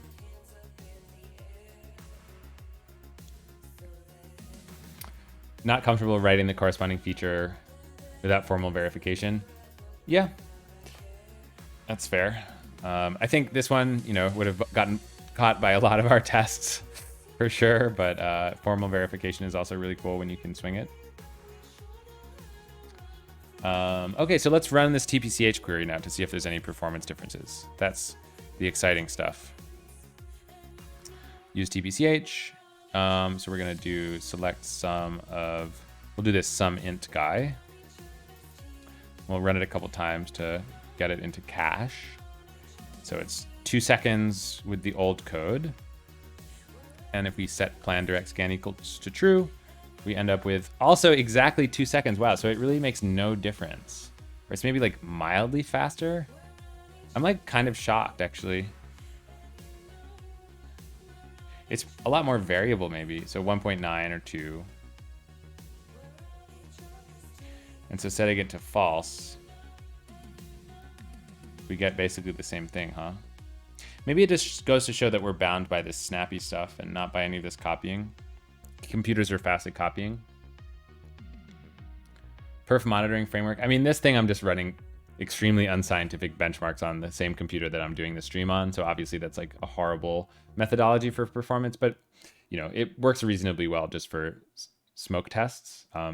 I was really expecting with this feature to see a much bigger performance difference, which would have been detectable even with a crappy benchmarking tool like my computer. Normally we use, framework, I don't know. We just have some hand-built stuff that runs big tests every night and keeps track of the result over time. It's not really anything besides some hand-rolled scripts and programs and storing stuff in databases. What's up, 80? Yeah, my hair grew out. So this is very interesting. I'm actually shocked, but it's interesting. I've learned something.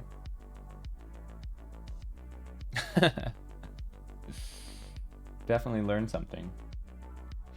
Here's what we're gonna do next. I'm going to get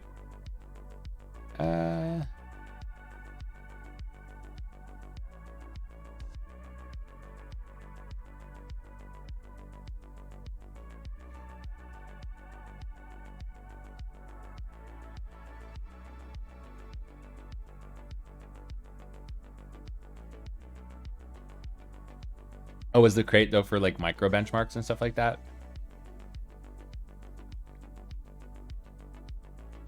It's more like COVID hair. Yeah, I've heard of Criterion as well. That's kind of similar to the Go Bench tools. It like keeps track of things and throws away outliers and stuff.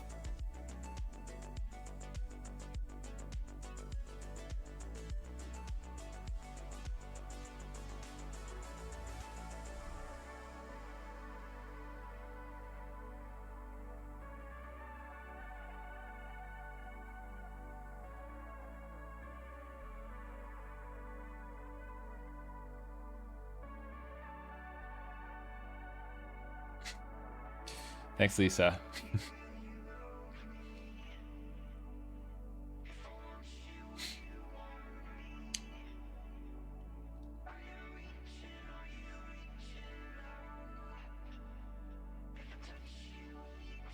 I guess I'll just add all of this stuff, and I'm going to squash these two commits together. Get rebase. I'm going to fix up this guy. And then I think I need to fetch origin and rebase this whole thing, and then push up. Okay. Where does the data get stored? No, there's no JIT in Cockroach.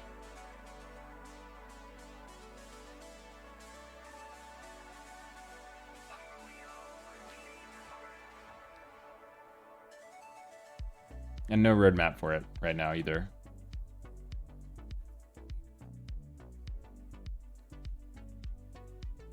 The reason is that we really, JIT is more effective on things like analytics queries than OLTP workloads, and we focus on OLTP workloads. Even though I'm personally into analytics workloads as something to focus on, is kind of fun, but it's definitely not like the biggest priority for Cockroach as a product to get really fast at analytics workloads. Probably there's reasons to use JIT in non-analytics workloads too, but they're probably a bit harder. Like the benefits become more marginal for sure.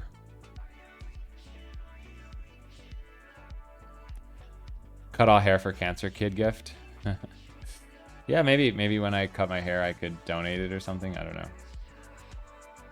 It does affect OLTP if you cache it properly, unless you don't really reuse queries. Yeah, the thing is though that like JITting, it's really easier to think about JITting in the context of a little program that's getting run a ton, and that's usually the same as doing a little program over all the rows in an analytics query. Whereas if you're talking about like running like a one row select or something a lot, high throughput, there isn't like as much to JIT really. There's a lot of different logic that the database has to do to like get the data, but a really wide scope of JITting, like, oh, anything could be JITted in the database, call stack all the way up and down. Like that's a very much harder problem than just JITting, the SQL processing, which is really that's kind of like what the literature is about, right? Like learning to do bytecode compilation for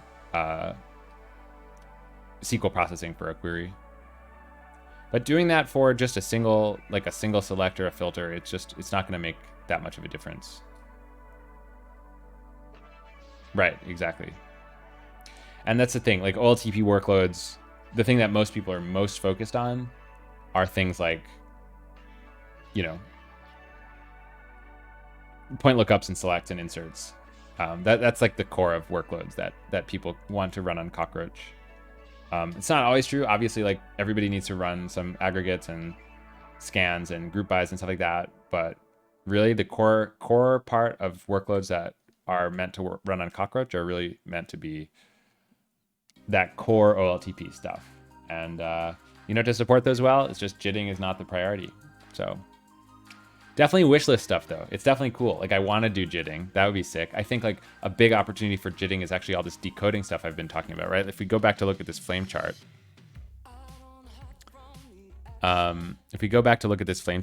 this whole like chunk right here, decode, process value, next KV, this is all like mega JITable stuff, right? in my ideal world, I would develop a little bytecode engine that's suitable just for key decoding, because that thing is just so complicated, full of switches, all of this like really dynamic logic that's like hyper gross and could be made a lot faster. Like the fact that we spend so much time on decoding is like insane. Look at this. You see this? This is like, it's close to 35%, you know? It's like, man, this is the thing with Flamegrass that I don't understand. Oh, 27%. So 27% is doing decoding. Well, no, it's less than that. It's more like 4.72% plus.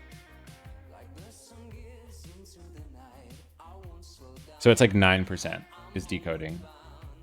You know, so 9%, like that's a lot, but is it that much? I don't know. Yes. It's definitely a lot.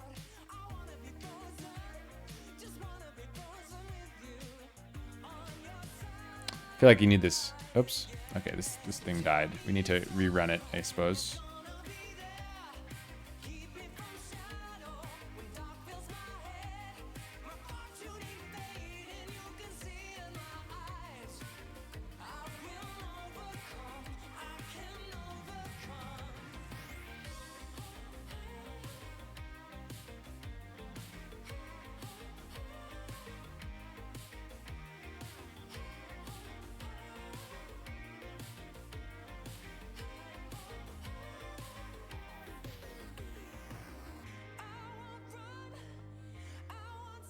That's the part you want in a CodeGen and DDFlow, but it's folded with the filter and map step. Hey Mark, how's it going? Hope you're doing well.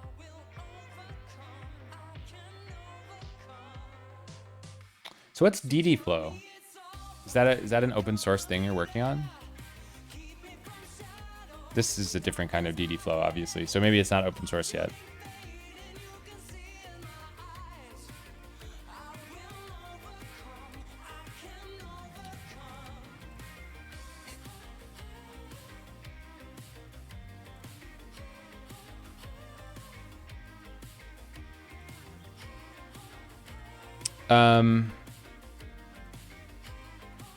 So really the question is like, yeah,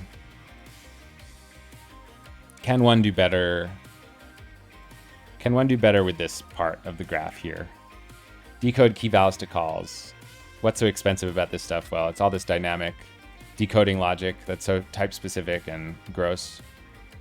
Truth is that it's pretty difficult to do better on this stuff. I've thought about it a lot, and I don't know. I would be interested to see like what state-of-the-art things tend to do for this, but thinking about making a bytecode machine for something like this just seems like a bit excessive, maybe like a little bit intense.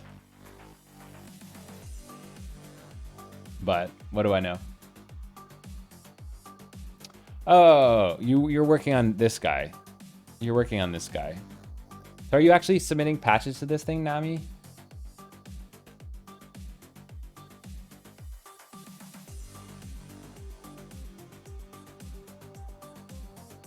More speed up from projected push down to Kiwi store on a cloud cluster. Yes. So that's definitely true. So yeah, some context on this guy is that like, the original reason that I thought about making this PR was actually just raw local node performance, because I thought that by avoiding copies, we could be doing better. So that's sort of what I was hoping to see, like improved copy performance just on the local machine. But I guess that like doesn't really make that much sense, because we're still copying all the data. so I kind of was lying to myself, right? We're still having to make these batches and copying data between the batches, right? So we could do better.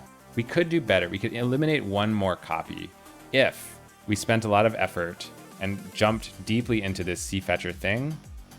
And inside of reset batch, instead of resetting a batch, we actually allocated a new batch. So if we did that, then I think that we would actually eliminate an entire set of copies, and things like might actually go quite a bit faster. Maybe I should do that just as a prototype to see if that actually makes a difference.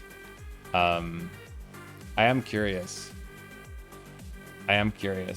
I'm also, Nami, are you committing to this thing, or is this sort of like your personal wish list of stuff to do?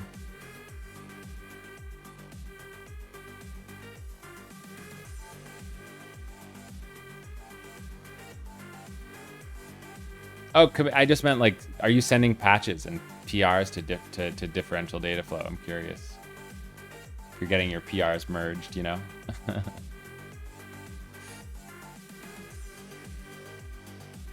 I'm just asking because I know a bunch of people who work at Materialize, kind of the same people who do this data flow stuff. You probably, maybe you are working at Materialize. I don't even know. This song is getting on my nerves though, for realsies.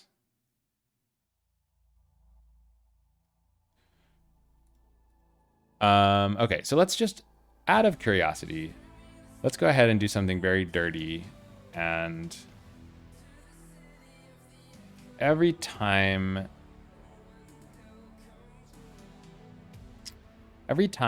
we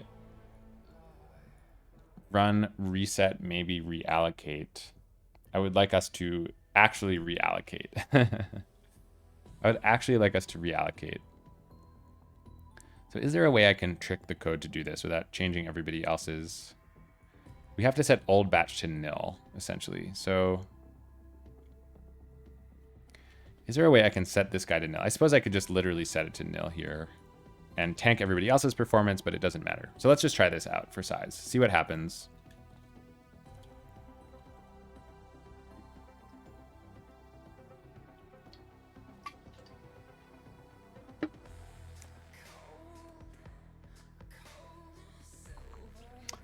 Let's just see what happens here.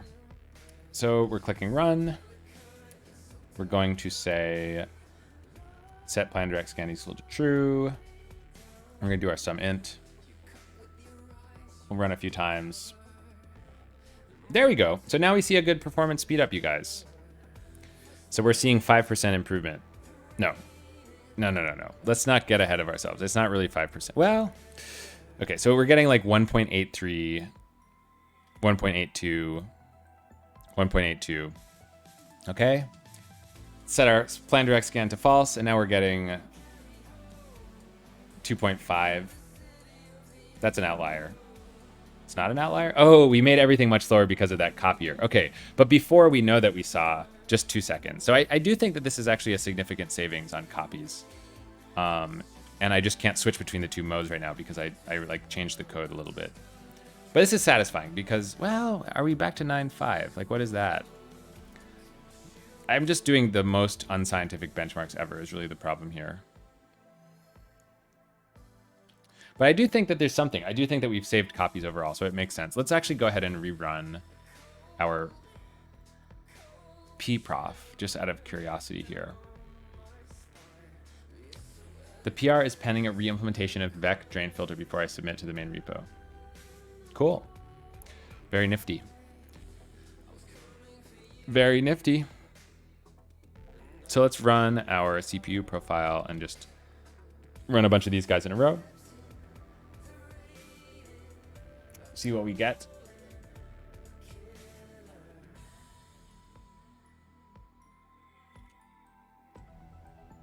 So we get basically the same thing, obviously, right? Because, of course, those copies aren't going to really show up in the pprof much. Well, they would have, they presumably would a little bit, right?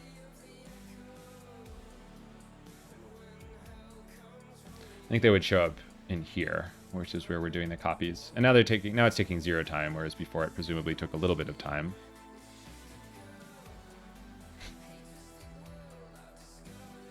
See you later, Hithouse. Thanks for stopping by and all the nice comments. Hope you come back.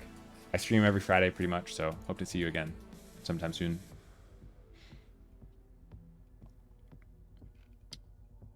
Yeah, so I don't know. I think this is pretty good. Here's where we're reallocating all those new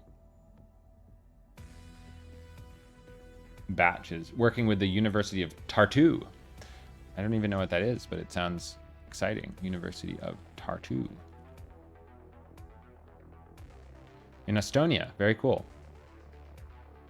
I don't know the names of cities in Estonia, apparently.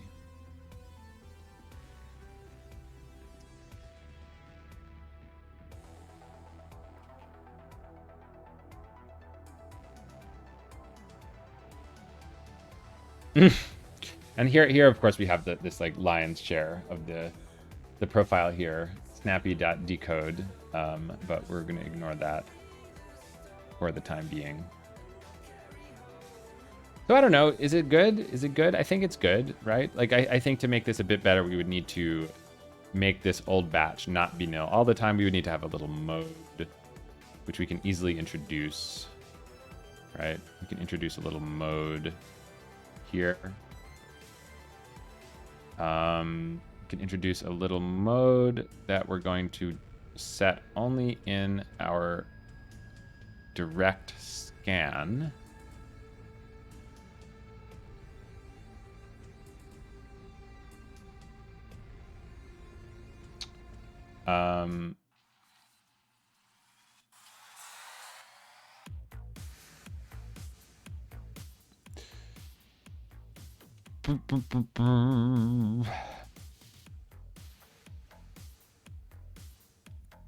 Now, how are we going to do that, though?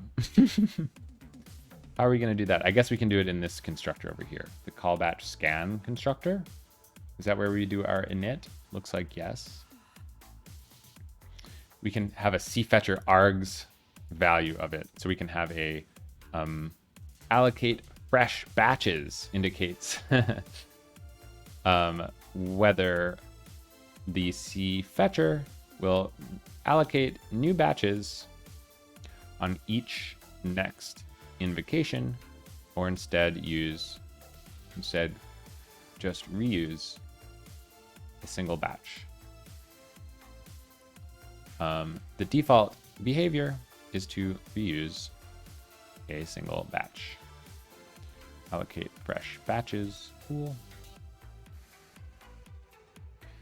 Hope your Z standard choosing option as a way to tune Z standard compression parameters would need benchmarking before changing the default. Yeah, I actually have no clue where we would even set that, whether Pebble has a way to set that or anything at all, frankly. But I'm quite curious about it. Like, it's a little odd, but there's no, it just probably seems like something that we haven't bothered to make configurable in Pebble, is the sense that I'm getting, right?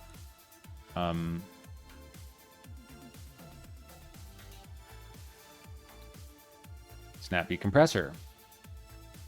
Well, this is in the RPC package, though.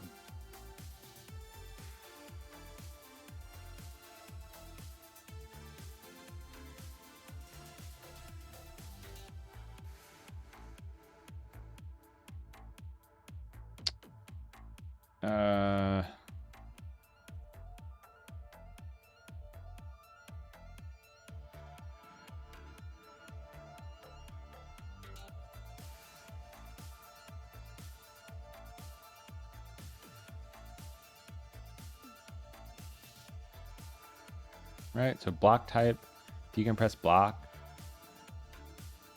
type, block type. Oh, it's like we write it inside somehow? That's kind of crazy. So it's actually the block contains its compression type, which I suppose makes sense. But what's odd is that we don't... Oh. So compress block.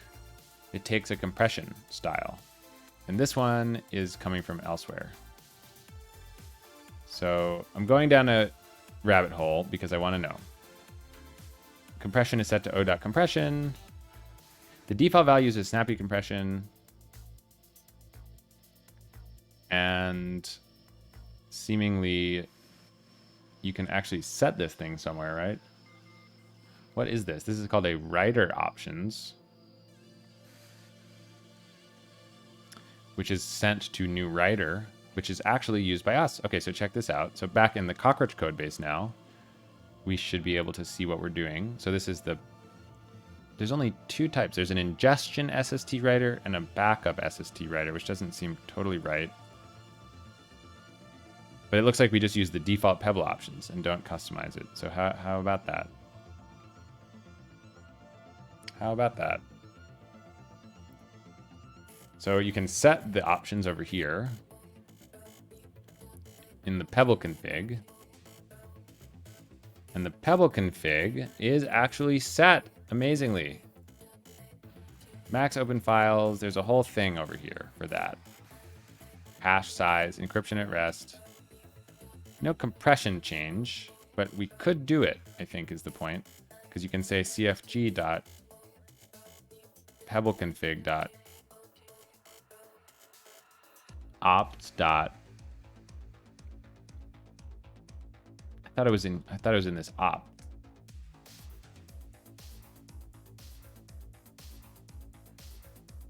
This is in level options. Oh my god, dude, it's so deep. Deeply deep. The level options, my goodness. Okay, so you can actually configure per level different options. That is wild. Truly wild. Where do we set these level options though? Ah, in the level options list. Do we ever set this thing?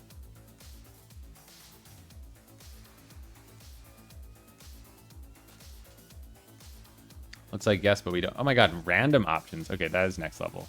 That's for testing, I guess.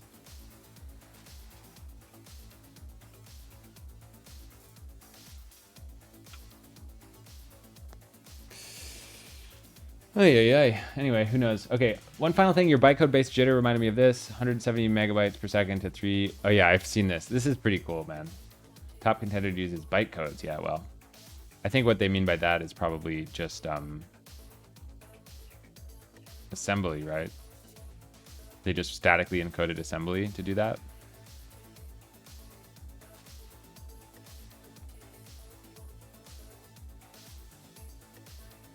Yeah, I'm probably not going to mess around with the Z standard thing right now, but I'm definitely interested in it. I'll talk to some people about it because it could be a good thing for us to look into, honestly. Could be very good for us to look into that. That all being said, what were we doing? What in the world were we doing? We were actually just supposed to be poking at these C-fetcher options. That was the whole point. Allocate fresh batches, right? So inside of allocate fresh batches, we should be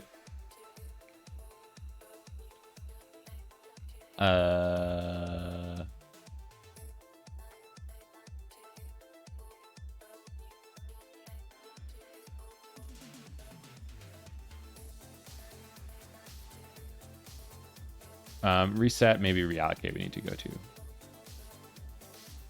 Okay, so over here, we need to say batch is equal to nil if rf dot fresh batches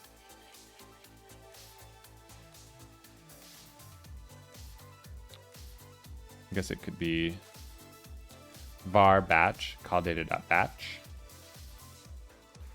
Batch is equal to rf.batch, rf.machine.batch. Yeah.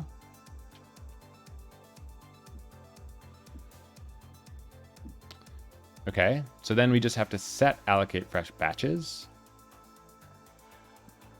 in where we create our cfetcher args in call batch to scan, but we need to do it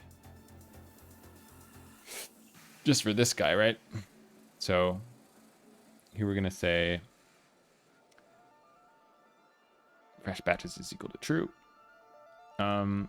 We set allocate fresh batches to true so that the cfetcher continually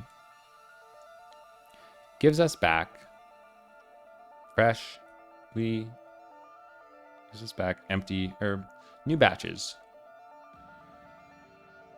So we don't have to do any further copying of each batch as it's returned from the cfetcher. Of course, now there's a new issue, which is memory management and monitoring in particular. We need to make sure that we're monitoring the memory that we're returning, which we're not currently doing. And doing that is a whole bag of worms for sure. Can of worms, I should say. I don't know who has a bag of worms. Maybe fishermen. I feel like fishermen probably use worms in a bag form more than a can form, right? But anyway, so oh, and this is now gonna need to have explicit labels. This cleaner anyway. The Transformers will return after these messages. Welcome to Blockbuster Video. Blockbuster Video. Take 5, 6. That grizzly bears are dangerous. Try and stop your tractor. Convert outlaw. Vehicles each sold separately with 2 figures. Batteries not included. Atari Games has brought you a... And is that all there is to it? So yeah, the memory monitoring though, that is a bit tricky for sure. Don't quite know how we're gonna deal with that.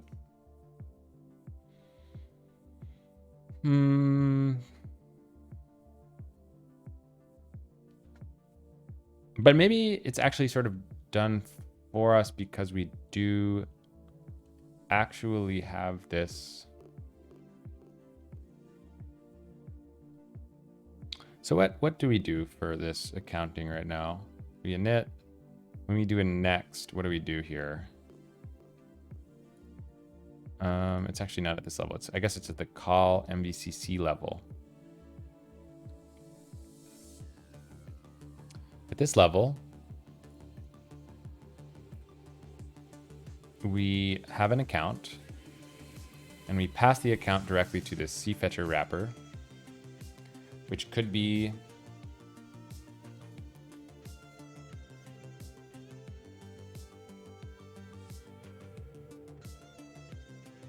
so basically like this guy is going to keep track of all of the memory, I think, that we allocate, right? Unless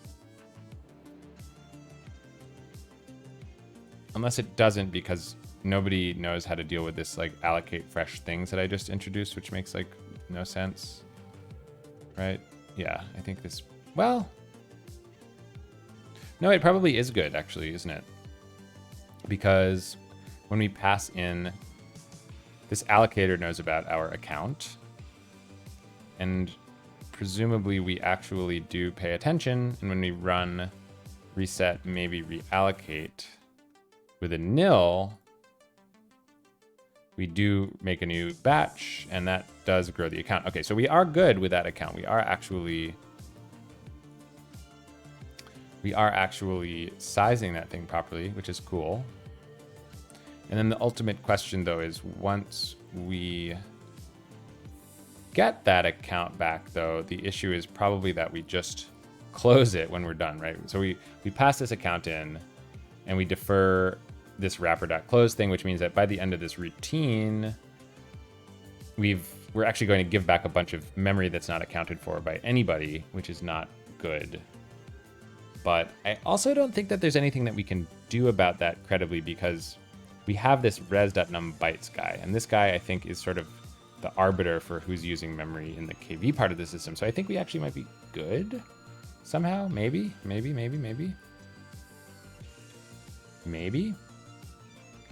What do we do in the other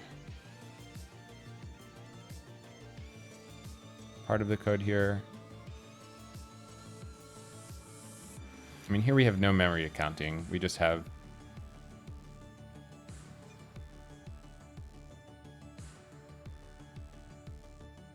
this target byte stuff. And in fact, now that I think about it, perhaps the fact that we're doing memory accounting in KV just for this columnar case, it could lead us to double counting, because I think somewhere higher up somebody is accounting for the target bytes, and now we're accounting for the target bytes, but then also the excess bytes that we're actually using to do stuff. So it might be sort of unnecessary, all this thinking, and possibly like double counting, but I think it's probably fine for now. I think I should write a little comment about that so I don't forget.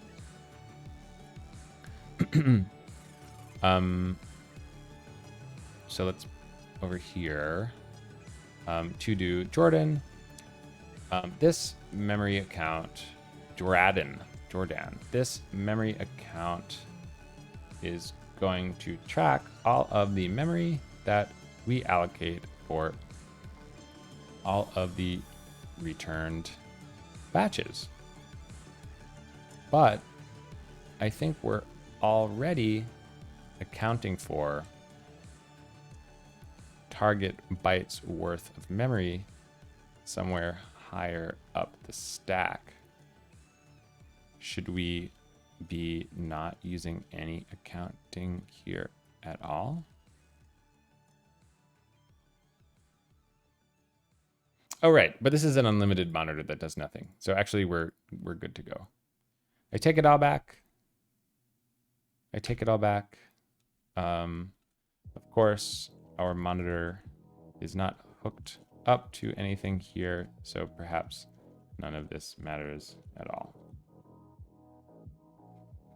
Okay. So now that this is done, I would like to make some commits, I guess. I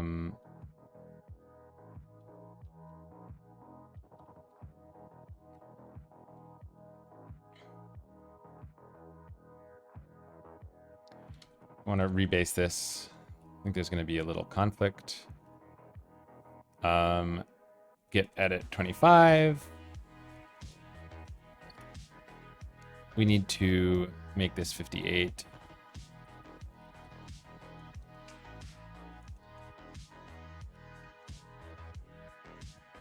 Make protobuf.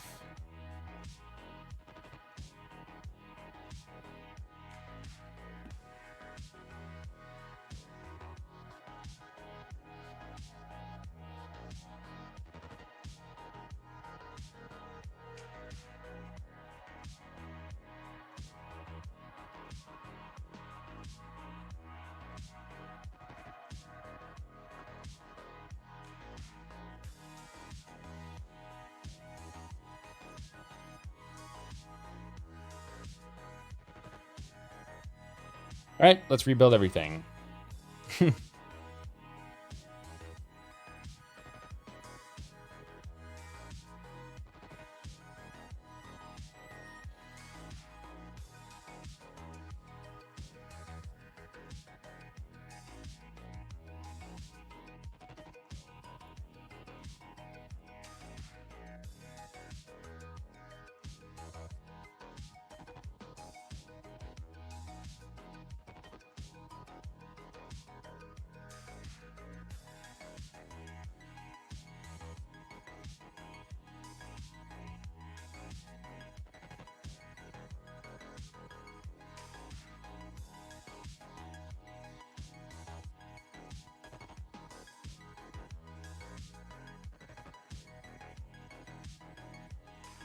A Z non-STD kind of guy. You're more of a non-standard guy. Like to be unique, like to be special. Me too. I love to be special.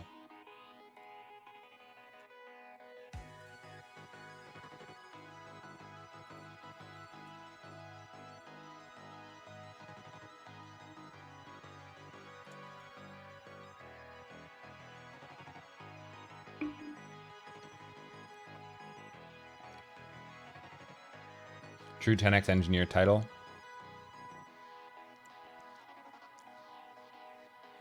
I've like progressed to be like a 0.1x engineer. Seeing as I'm not really doing engineering for my job. Okay, cannot use func literal in field value. What is going on with that?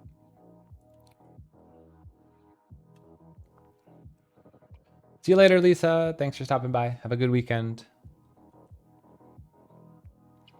So it looks like we've changed the contract on these guys, but that's fine. We can just fix our thing up here. We're gonna want to rebase this or fix it up onto the previous commit.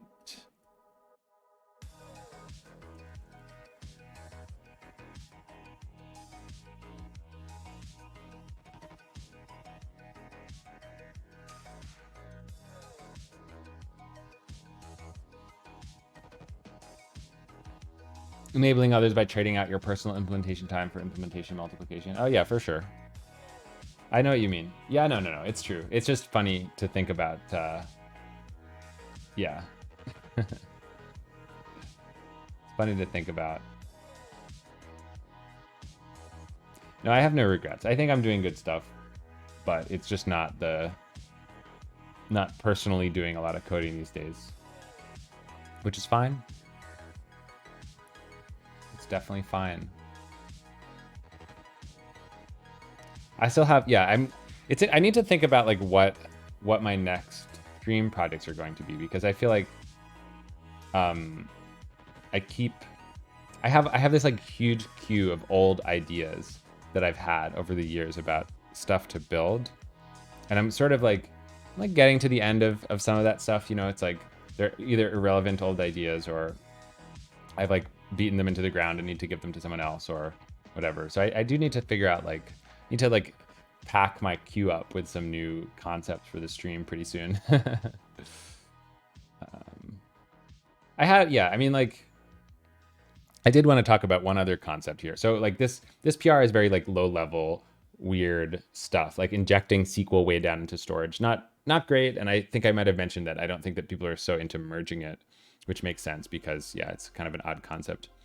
There's another idea that somebody had, which is that you could, instead of pushing SQL decoding so deeply into the KV stack, you could imagine in the actual use case that we're looking at improving, right? So the actual use case where we have SQL nodes separate from KV nodes, we want to teach the KV nodes to do projections.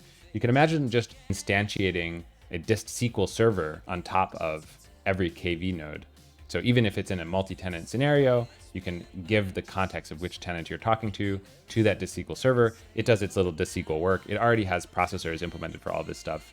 And so that would be like more of a natural and more like of a abstraction layer respecting concept. So that's another idea. It won't be kind of as cool as this. You won't be saving any copies and making everything go faster the way that like we're sort of starting to see a hint of this in this PR, that we can maybe be like 5 or 10% faster. So you won't see that, but at least you would be doing big cost savings for the customers in serverless, where you don't have to charge them any longer for this really expensive, cross AZ network traffic or whatever the case may be. Yeah, a lot of databases do it. Like, so TiDB has something called a coprocessor, which is where inside of their KV nodes, they have little filter and projection machines. And we can do the same thing in Cockroach. Maybe Foundation DB does it too. I actually don't know, but I'm sure it's a common thing in distributed databases that have like a disaggregated set of compute versus storage. Let's make sure that this stuff even still works after our rebase, just with a basics little smoke test. Obviously, this isn't really a great test, but whatevs. So yeah, I mean, depending on whether other people get to that, I might start poking at it on the stream. But on the other hand, this is kind of a important thing for the company. Anytime it's like super important to the company, it probably means that I won't be doing it on the stream too much, right? Because there's going to be faster, more production-ready ways of getting some of that work done than me poking at it with a giant stream stick. Okay, so let's run this a couple times. With the non-direct scan, we're getting about 2 seconds, 1.94 seconds. That's pretty fast. 1.95 seconds. So if we set plan direct scan and we run again, we're going to get 1.8 something, I hope. Okay, that was a slow one.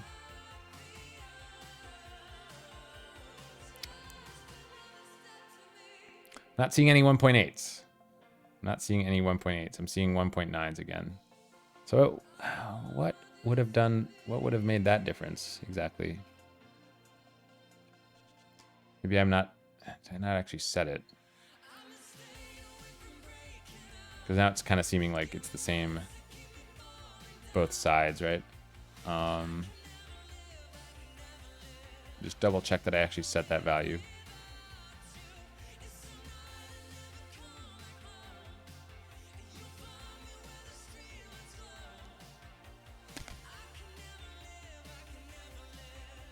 Low priority sidecars for one-off jobs, so they don't have to do cross AZs. Oh yeah, exactly. Yeah, this stuff about AZs, man, it's crazy expensive. It's like these hidden costs in cloud right now. Like all that network transfer between AZs, it really will add up. It's serious business. What did I call that setting? Allocate fresh batches. So this is such a true in new CFetcher wrapper, which is in fact the place that we need to be setting it, right?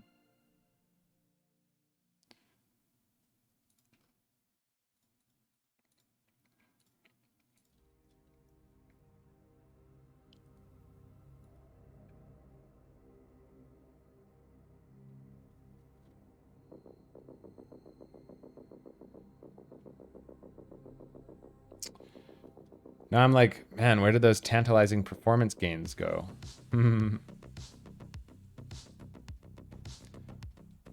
I feel like we're not actually setting this thing to be nil somehow. Somehow. I'm gonna double check here.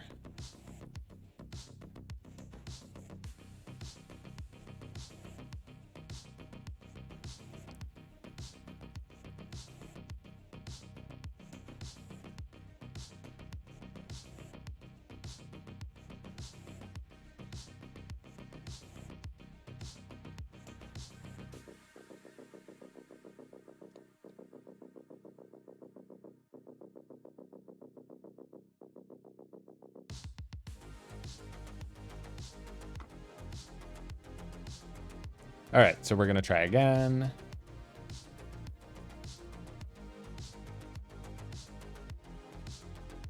Okay, so it does claim that we're allocating fresh batches. We're not lying there. Then what happened to our nice performance improvements? Huh? What happened? What exactly happened?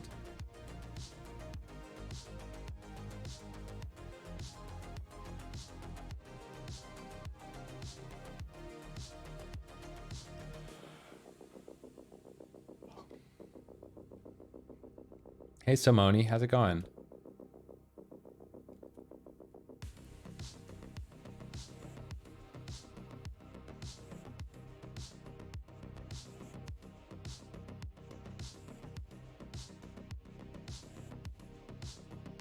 Yeah, it's been a while.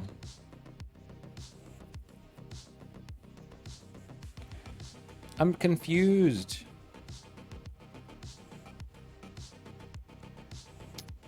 Okay, there's a little 1.8. A 1.89. Does that count? That seems like an outlier. I feel like for a while there, I was seeing consistent low 1.8s. And I'm wondering whether that's just my machine acting differently now or some actual code changes that I made. The only thing I did was set this to be... You don't think it's the conditional, right? That would be insane. It's clearly not that conditional. I suppose we could rerun a CPU profile. Not that it's going to tell us anything that we don't already know. Life happens, absolutely. Life is always happening. It's probably better to have life than to watch Twitch, but sometimes you can have a mixture.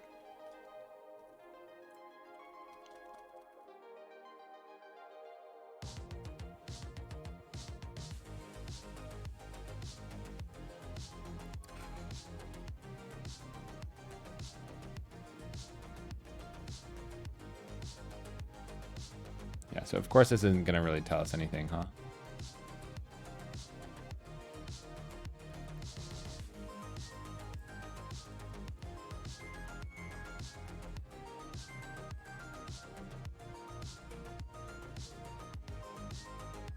Yo, Alt F4. Thank you for the raid. How's it going? Welcome in, everybody. It's good to see you guys. Hope you had a good stream. Alt F4. I'm sure you guys all know the Alt F4 stream, right? You guys gotta all know them. But let's definitely give the homies a shout out. One of the OG Twitch coding streamers, I have to say. Big inspiration for me. Alt F4, definitely good setup, good content, engaging stream. Definitely worth checking out.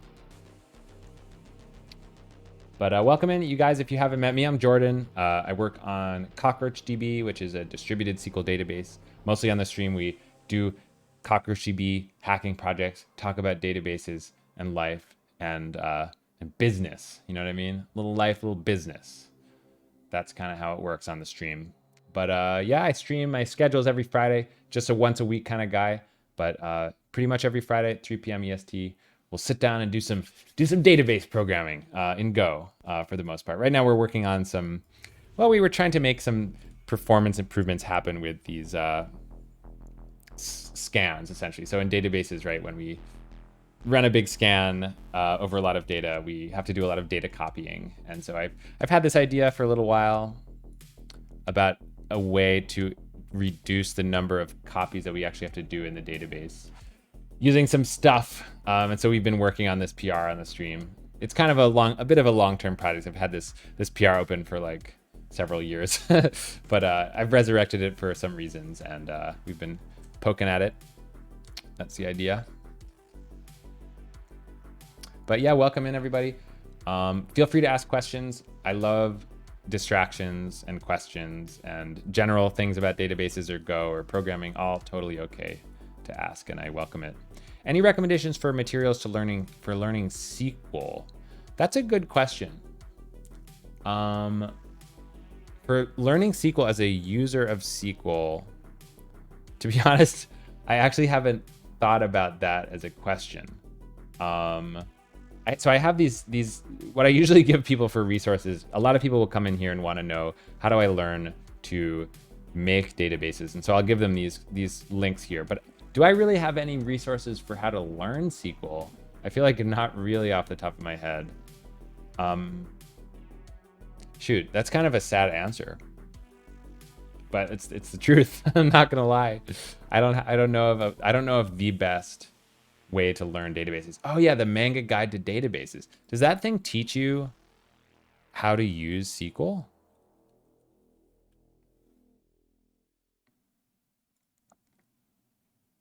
I hear that this thing is sweet.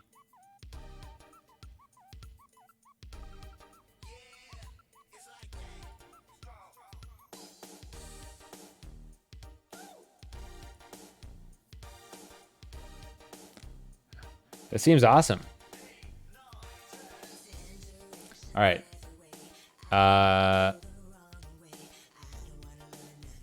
Yeah, this is great. I love this deeply. Let's make a command for it. Commands add. What would the command even be? Learn SQL. I recommend. Let's say the stream recommends the Manga Guide to Databases.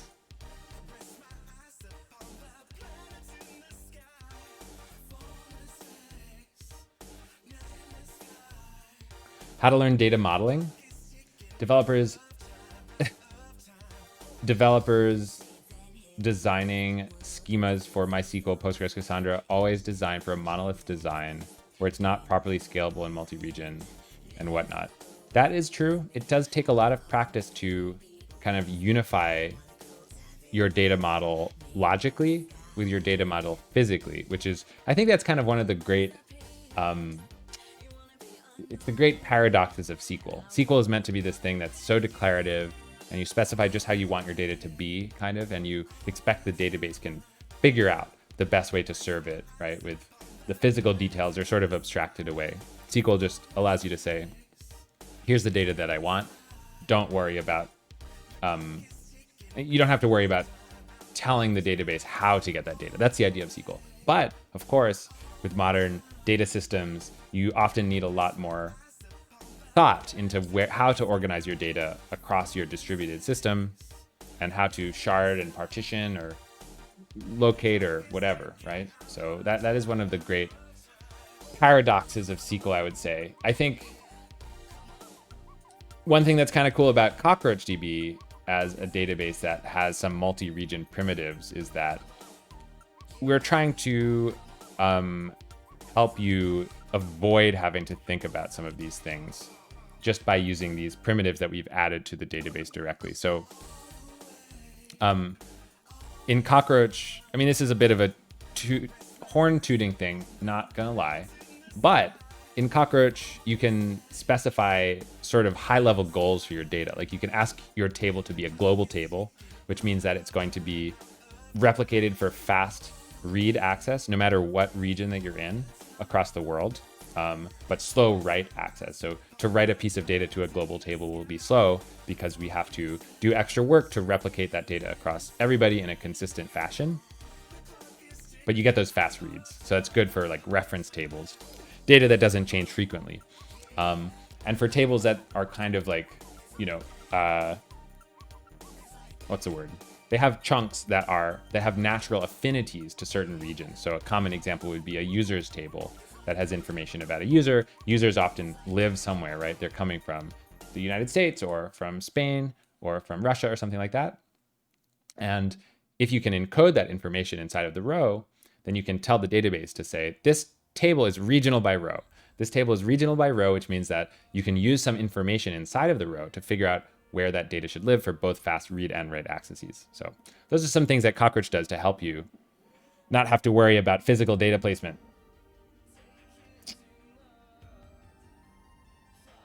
W3 schools shouldn't be understated. Yeah, that's true. I hear that's good stuff for most things, and SQL too, probably.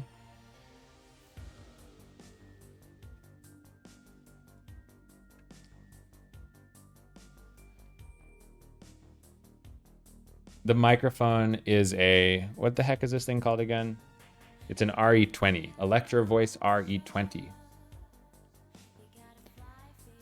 Cassandra only on the ops side, becoming a big fan of it. So yeah, Cassandra, I'm interested. That's an interesting position. I feel like I was very into Cassandra at my last job until I realized that it's actually quite hard to use, I feel, operationally. And from a user's perspective, I think that the eventual consistency thing, it feels good at the beginning. And then as you get deeper and deeper into application development, unless you're very careful, which you can be, but not everybody is, you end up getting bitten by that eventual consistency stuff. I think that today there's enough choices in relational consistent databases that it's a good idea to think about using a SQL database and think about data modeling and think about consistency as the first choice before jumping to something like Cassandra or other NoSQL systems that really are very, very specialized and kind of hard to use, frankly. That's kind of my take.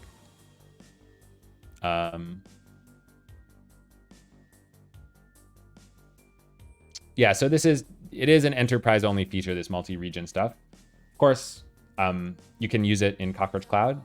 Yes, you're paying for Cockroach Cloud when you use Cockroach Cloud, but you're also paying for the hardware. So that's the recommended way to use Cockroach, is to use the cloud offering. And you probably can't see it right now because of the white screen, but you can sign up for a free serverless database. Serverless is free. It's amazing. So in serverless land, you never actually have to pay for your database as long as you stay below a set of resource limits. And the resource limits are quite generous. So if you're interested in Cockroach, feeling Cockroach curious, you should definitely check out the Cockroach serverless thing. There's a link in the bottom right. With global tables, what kind of replication does Cockroach DB support? So all of replication in Cockroach is sort of leaderless, so to speak. From the user's perspective, it's leaderless. Under the hood, there's raft groups per data chunk, and those have leaders, but we don't really think of it that way from a user's perspective. You just don't really have to think about it at all. It's not like there's special read replicas that you've designated. All the nodes are kind of the same.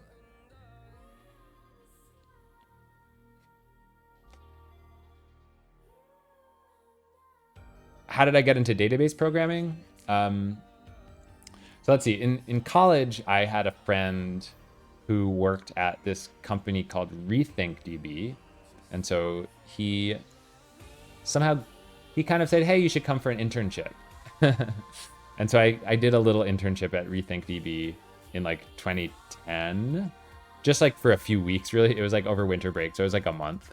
That was interesting. I wouldn't say that was like the bug for me necessarily. It was cool experience, but I really liked taking a databases class in college. At my first job, I worked a bunch on Cassandra, like we've been talking about. I built kind of a graph database on top of Cassandra. Kind of a questionable thing to do, but I enjoyed it. I enjoyed the experience of learning about persistent systems and consistency and whatnot. And then basically the main thing though was that I joined Cockroach in 2016 just as a job. It was a pretty small company when I joined. And it just seemed like a good company to work at. And I learned most about what I know. I mean, like 98% about what I know about database programming and databases at Cockroach. So that's kind of the reason.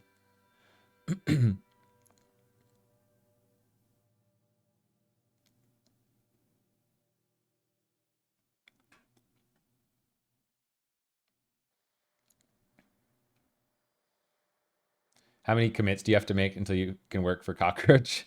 I don't think it really works like that. It is, you can, I think the easiest way to try to work for Cockroach would be to apply on the Cockroach Labs careers page. But you should definitely do that. I think that there's been at least like 3 or 4 people who've come to the stream and then have later gotten internships or jobs. So that's a cool thing. There's like a little large data bank hiring pipeline that exists, and you too can be part of it. I think you should, if you want to come work for Cockroach, you should apply and then send me a message on Twitter, and I can link you to the large data bank attribution pipeline, which gives all of us exactly nothing, but you know, it's kind of cool. Kind of cool.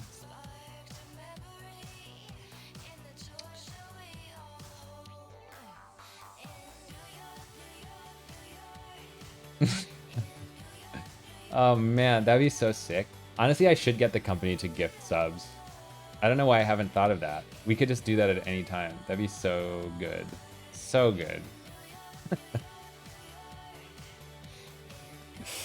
Oh man. This stream is sponsored by Cash App. Cash App comes in and gifts like 100 subs to my 59 viewers. That'd be sick. So much hype.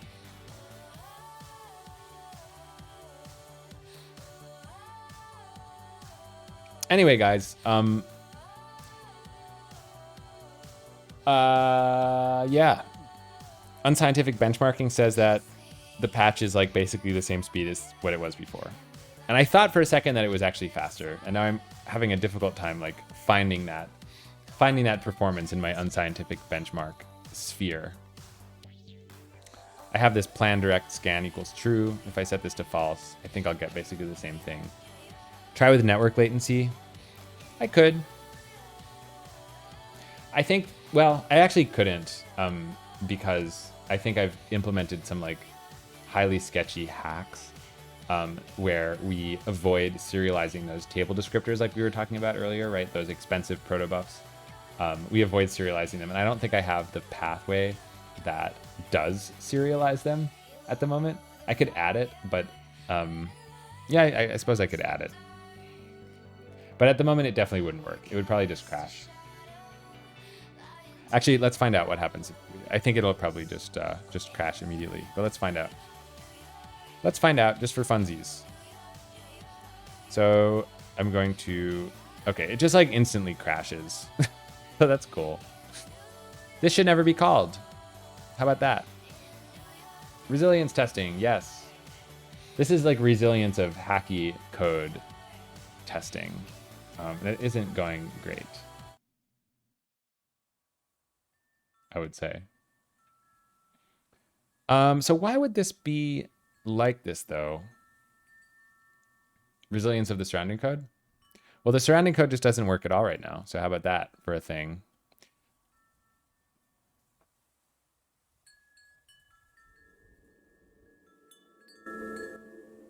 You know what we could do, though?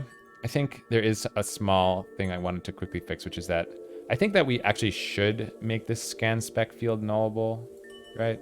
Because the whole point is that it's not always going to be there. And it's also just breaking everything while it isn't there for the non-direct scan cases. So I should probably fix that before we go any further.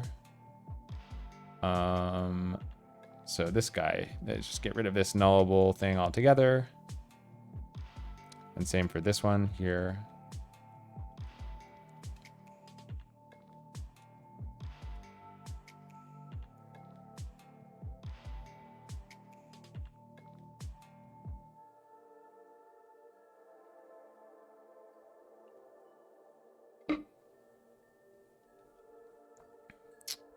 Okay, so then we've got to go and fix a bunch of places where we use this incorrectly now.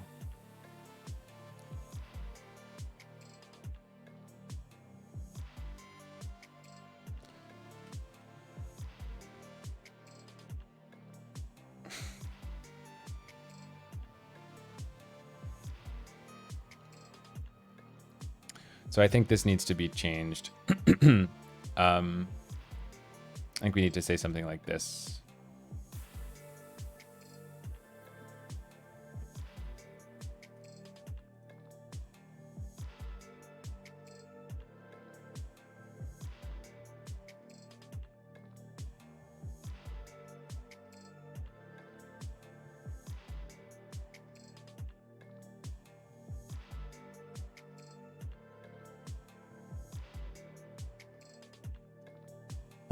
And then there's going to be one more usage where we actually read this thing, right?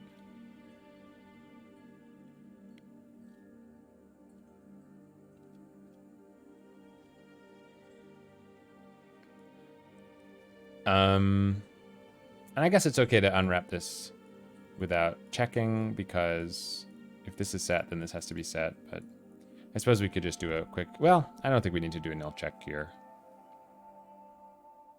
It's just an assertion error. Well, I suppose we could. Should we or shouldn't we? Feels like nah. It'd be weird. Let's recompile with this. I'm gonna get some water. I'll be right back.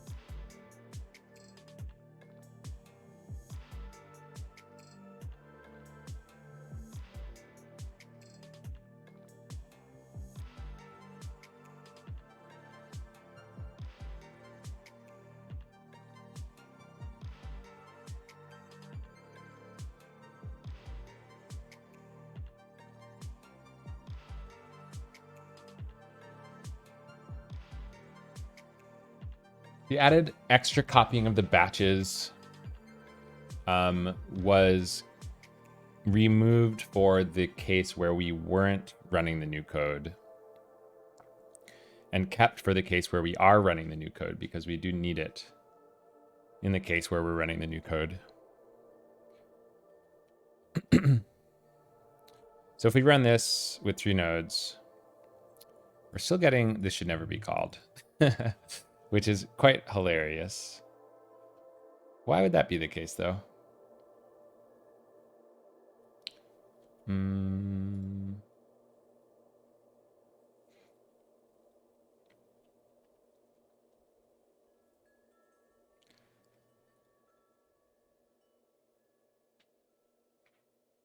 So it looks like we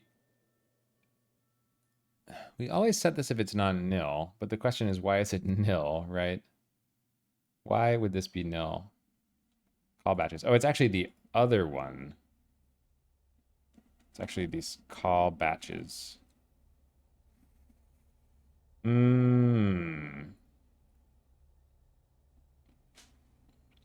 Thought that because we always allocate a new buffer now, maybe that copying isn't needed. Oh, yeah. Sorry. I think whatever I said it backwards. That's a good question. Did we remove that extra copying? Maybe we didn't. Wouldn't that be funny? I thought we did, though.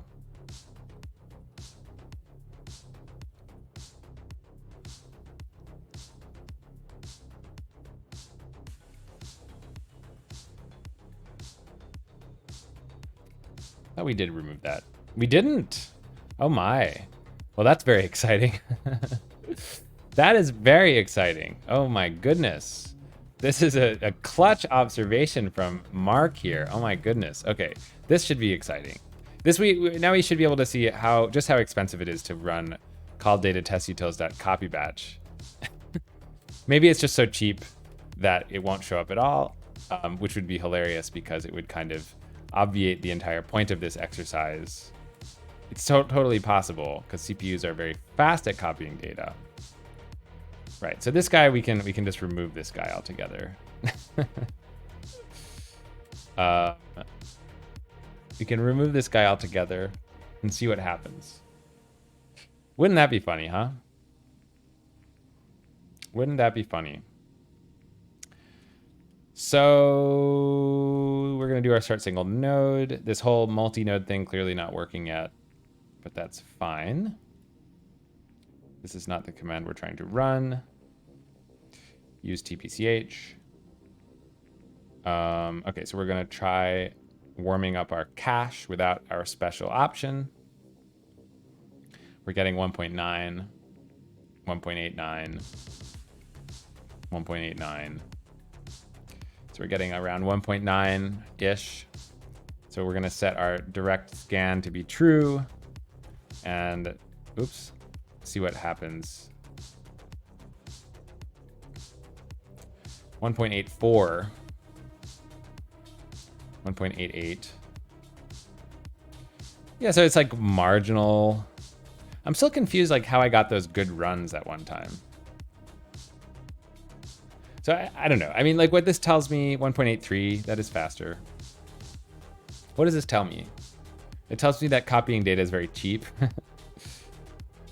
Like even if we were getting 1.9, 1.8 as the difference, it'd be 5%. Go doesn't really exploit the now in place access. Oh, the now in place access to eliminate intermediate data transformations and stuff. Not sure I totally understand what you're getting at there. Yeah, 5% is huge. Like if I could snap my fingers and change the scans to be 5% faster, that would be insane. That would be a very big deal. No lies. Normally the performance improvements that we see are like 1% or less, I feel like. I think that this machine that I'm benchmarking on is just too noisy. Right, now we're back to 1.9 territory. And that's with plan direct scan set to be true. I think it's just too noisy.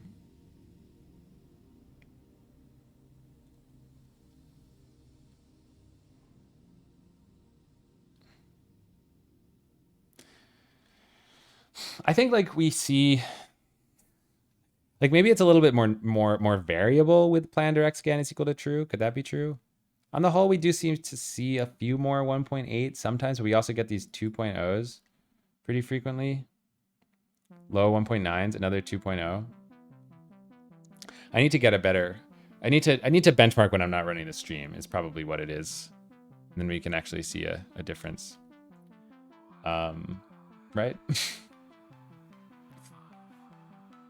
That's probably has to do with it a little bit.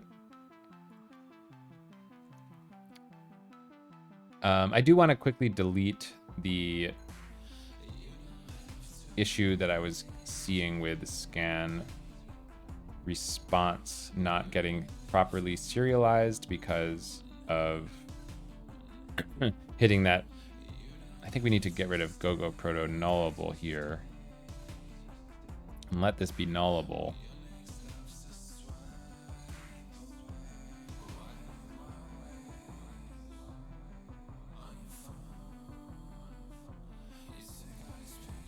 And then in api.pb.go, call batches.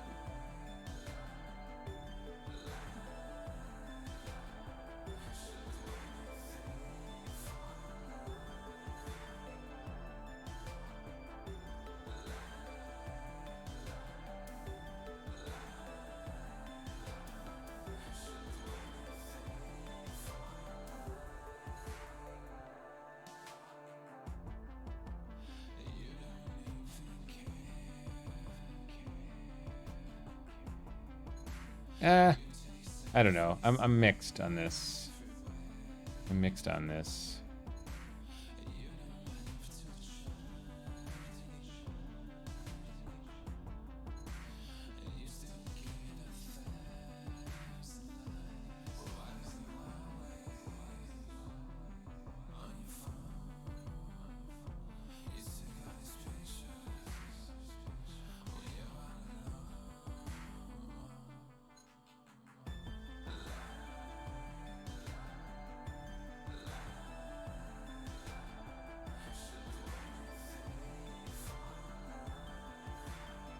And this code is just a mess. I've made a mess out of this code for sure.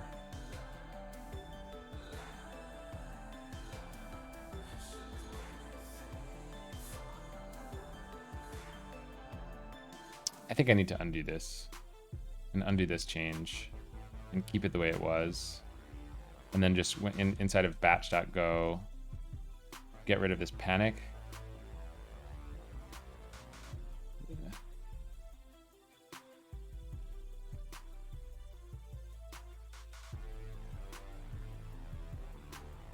I don't know.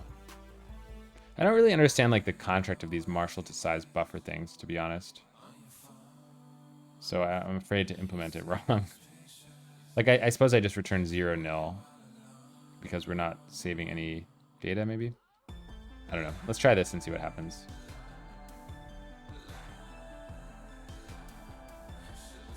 Let's see if this ever gets called.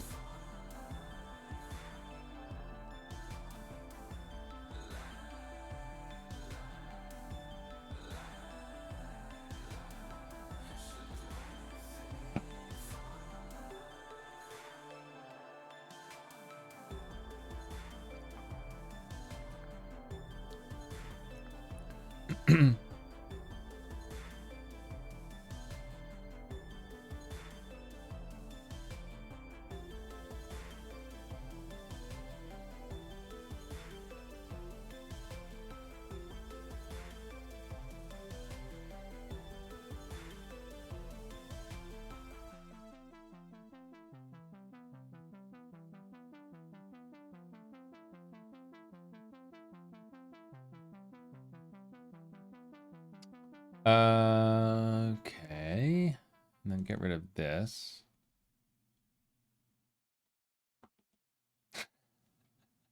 No, I'm not doing that. You got to do something while you're compiling is compiling.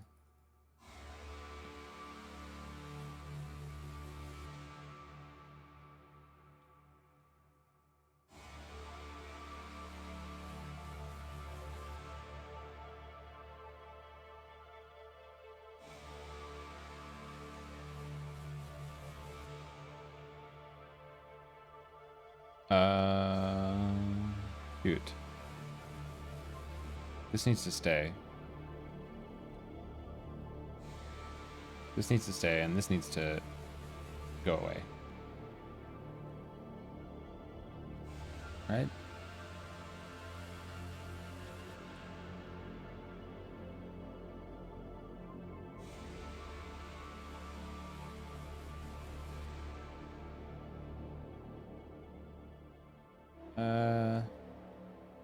Why is this not working? This seems to be fine. Do I need to go like this? I like fear as the killer. I thought that was a pretty good tweet. I don't know about you guys.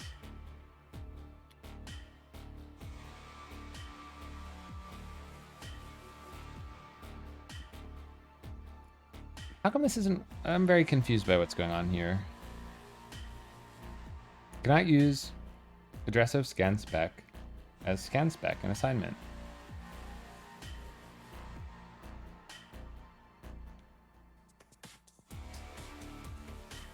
It's almost as if...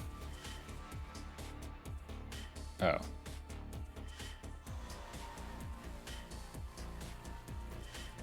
I'm so lost right now. Why is it like this? I've clearly made it nullable. I've clearly made it nullable. So why is it Oh, it's because this other one is set to... Okay. Very confused what is going on right now, to be honest. But we're just going to roll with it. Make protobuf.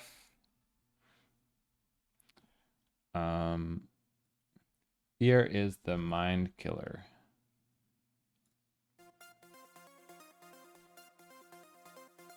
Fear is the killer? I feel like the normal meme is that you replace fear with something. So it's like, it's not exactly right because you can only change mind one time. And then it's not quite as funny as if you make a meme by changing fear everywhere. But it's still pretty good. I'm into it. I am definitely into it.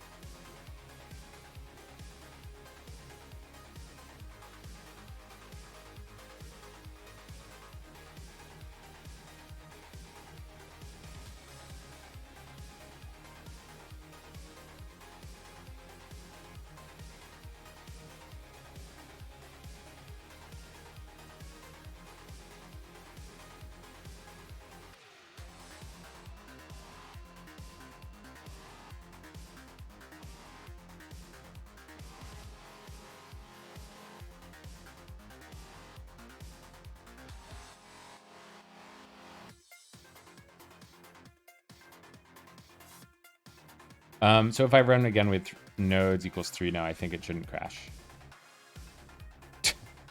Okay, it still crashes. And that's because we're running on Marshall. We're running on Marshall, which is... I don't see why we would be doing that. It's rather odd. Because it should have no bytes in it, right?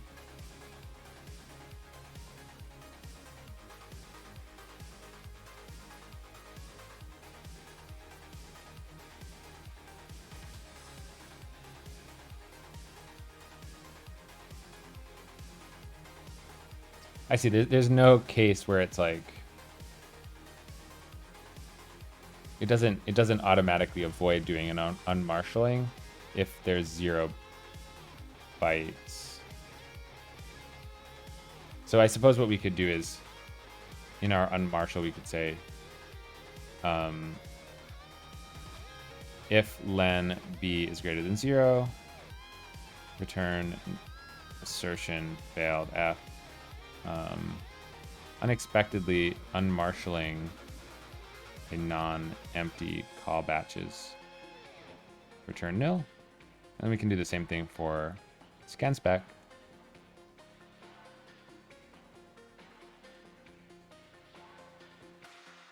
Something like this maybe.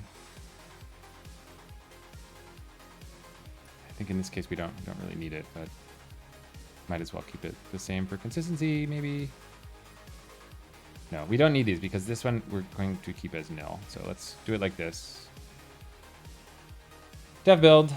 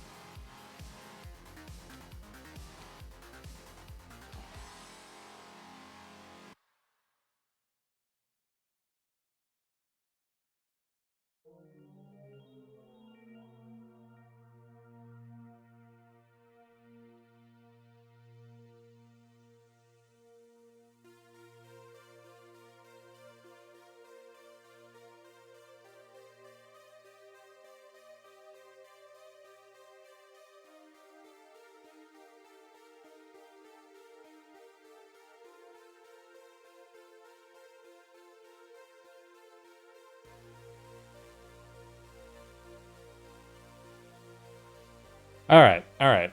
So what now? Is this gonna work? I'm running out of steam, you guys. Not gonna lie, I'm definitely running out of steam. I think this is going to work. And then as soon as we actually try to do something cross node, it's going to fail. So let's do alter table split at alter table a split at values 3,000, 6,000, 9,000. Oh my God, of course. Operations unsupported in multi-tenancy mode. Everything is much more challenging than it used to be. Right. So let's just try this out. I think this should hopefully just fail, though. Select sum of A from A. Yay, it exploded. Because this should never be called for now. What is that from? That's these ones. Okay, and the whole point is that we didn't actually pay attention and only set these if we weren't in the local fast path. So that's the next step.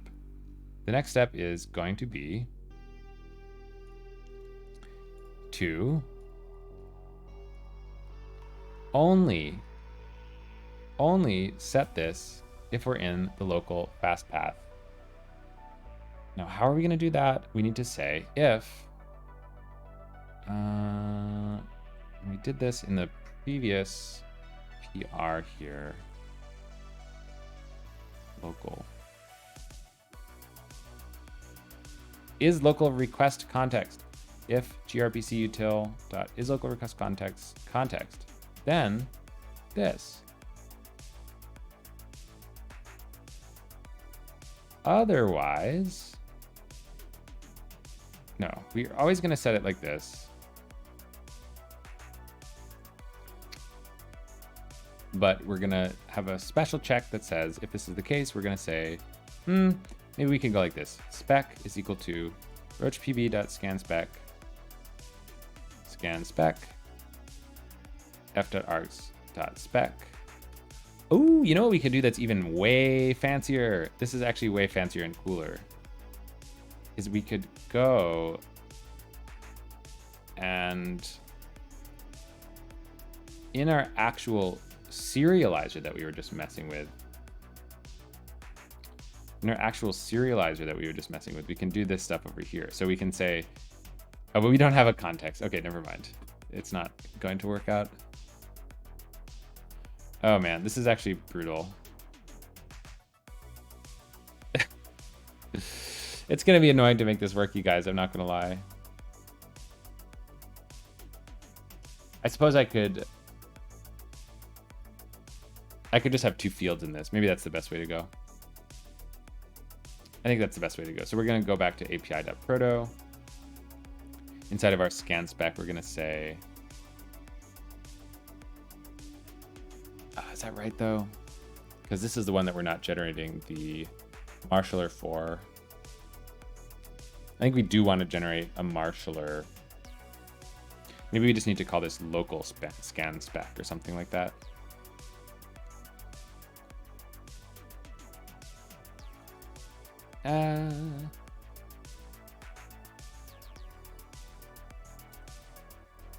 Why not? So we'll change this to be local scan spec.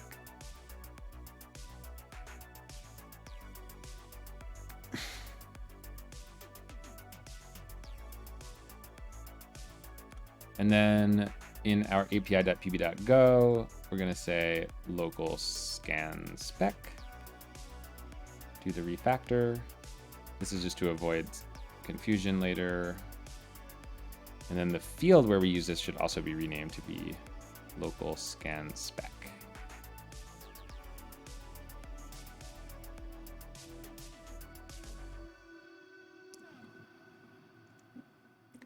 Interview process is, yeah, it's pretty typical. It's got some design components and some coding components.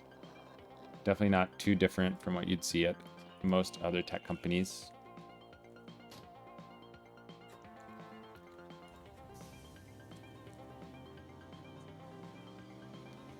Okay, so then the last thing that we would want to do here is to add another field.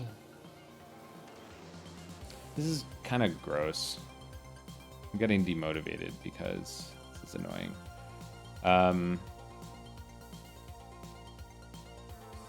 We'd want to say something like remote scan spec or something like that.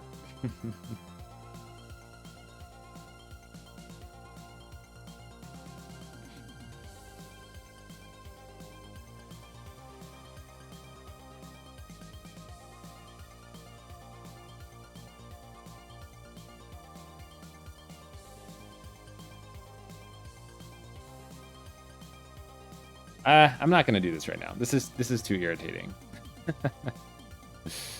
I'm gonna undo these changes. Or am I? The issue is that I already renamed this everywhere. Oh geez. Okay, let's just, can we undo it using the IDE's undo? And then hopefully.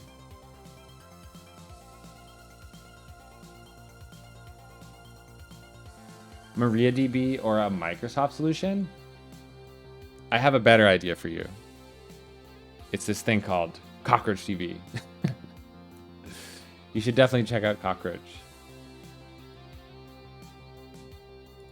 That's my pitch for you, friend. Then let's go back over here and we can undo from here, I think.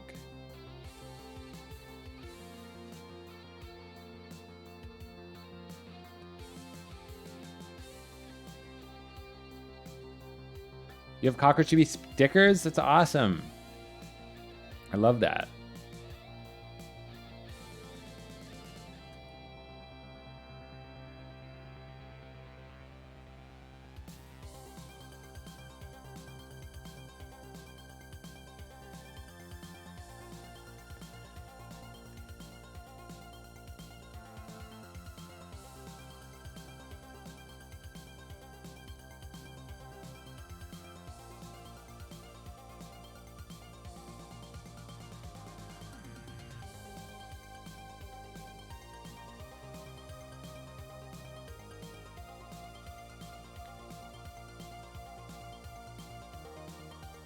Okay, so I'm just gonna write up what I've done here and then probably call it a stream in a little second. Latest changes. I implemented a fast path for local requests that avoids, well, it's actually not for local requests. It just doesn't work for non-local requests. That skips serializing the table descriptor by passing an opaque interface. How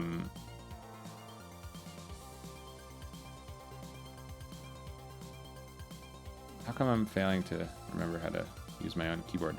Passing an opaque interface in the protobuf that has no serialization methods. We could theoretically only use this path for local requests and serialize the table. It's not actually the table descriptor, it's the scan spec, the processor spec.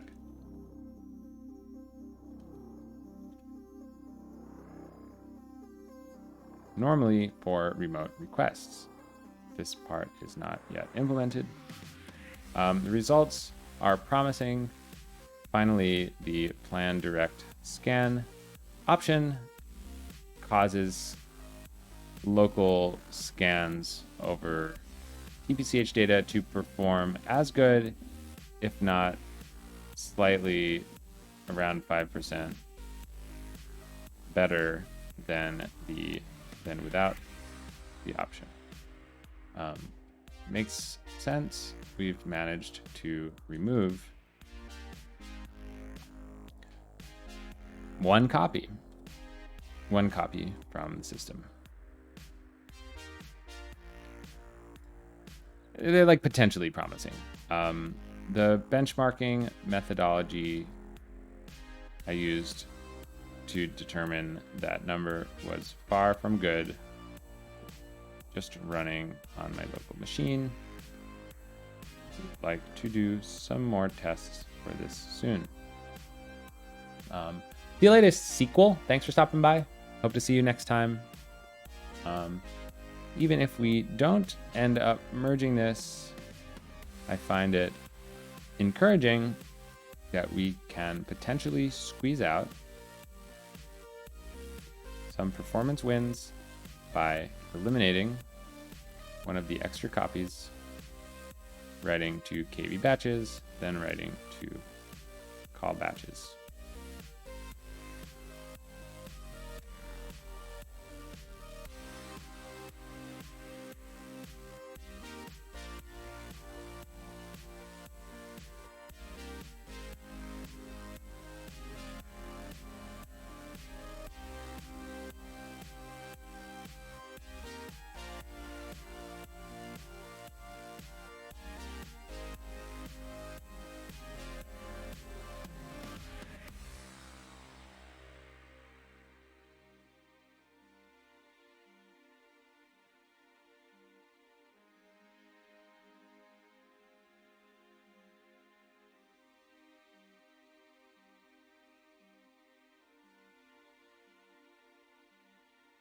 Let's turn this into a checkbox list actually, because we've done some of these.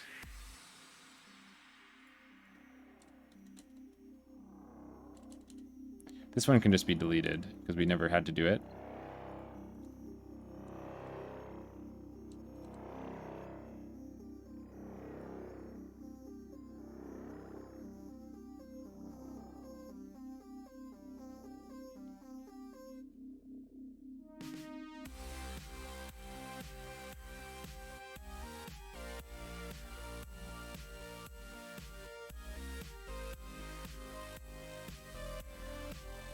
Differential data flow. I'm interested in it more of just as a passive observer. I don't really have any use cases for it already. No, I do think I'm going to end the stream in a second. I was just saying goodbye to SQL.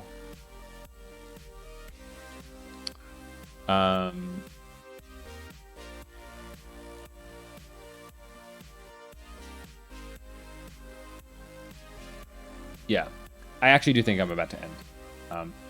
So let's actually go ahead and find someone to raid. Why don't we? See who else is on. No more Alt F4. He raided us, but let's see who else is on.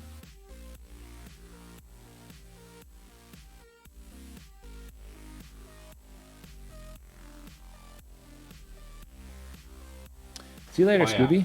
Oh my. Who's this again? Tim Baudet. Isn't he like a game guy? Did he make anything cool that I know about? Can't remember.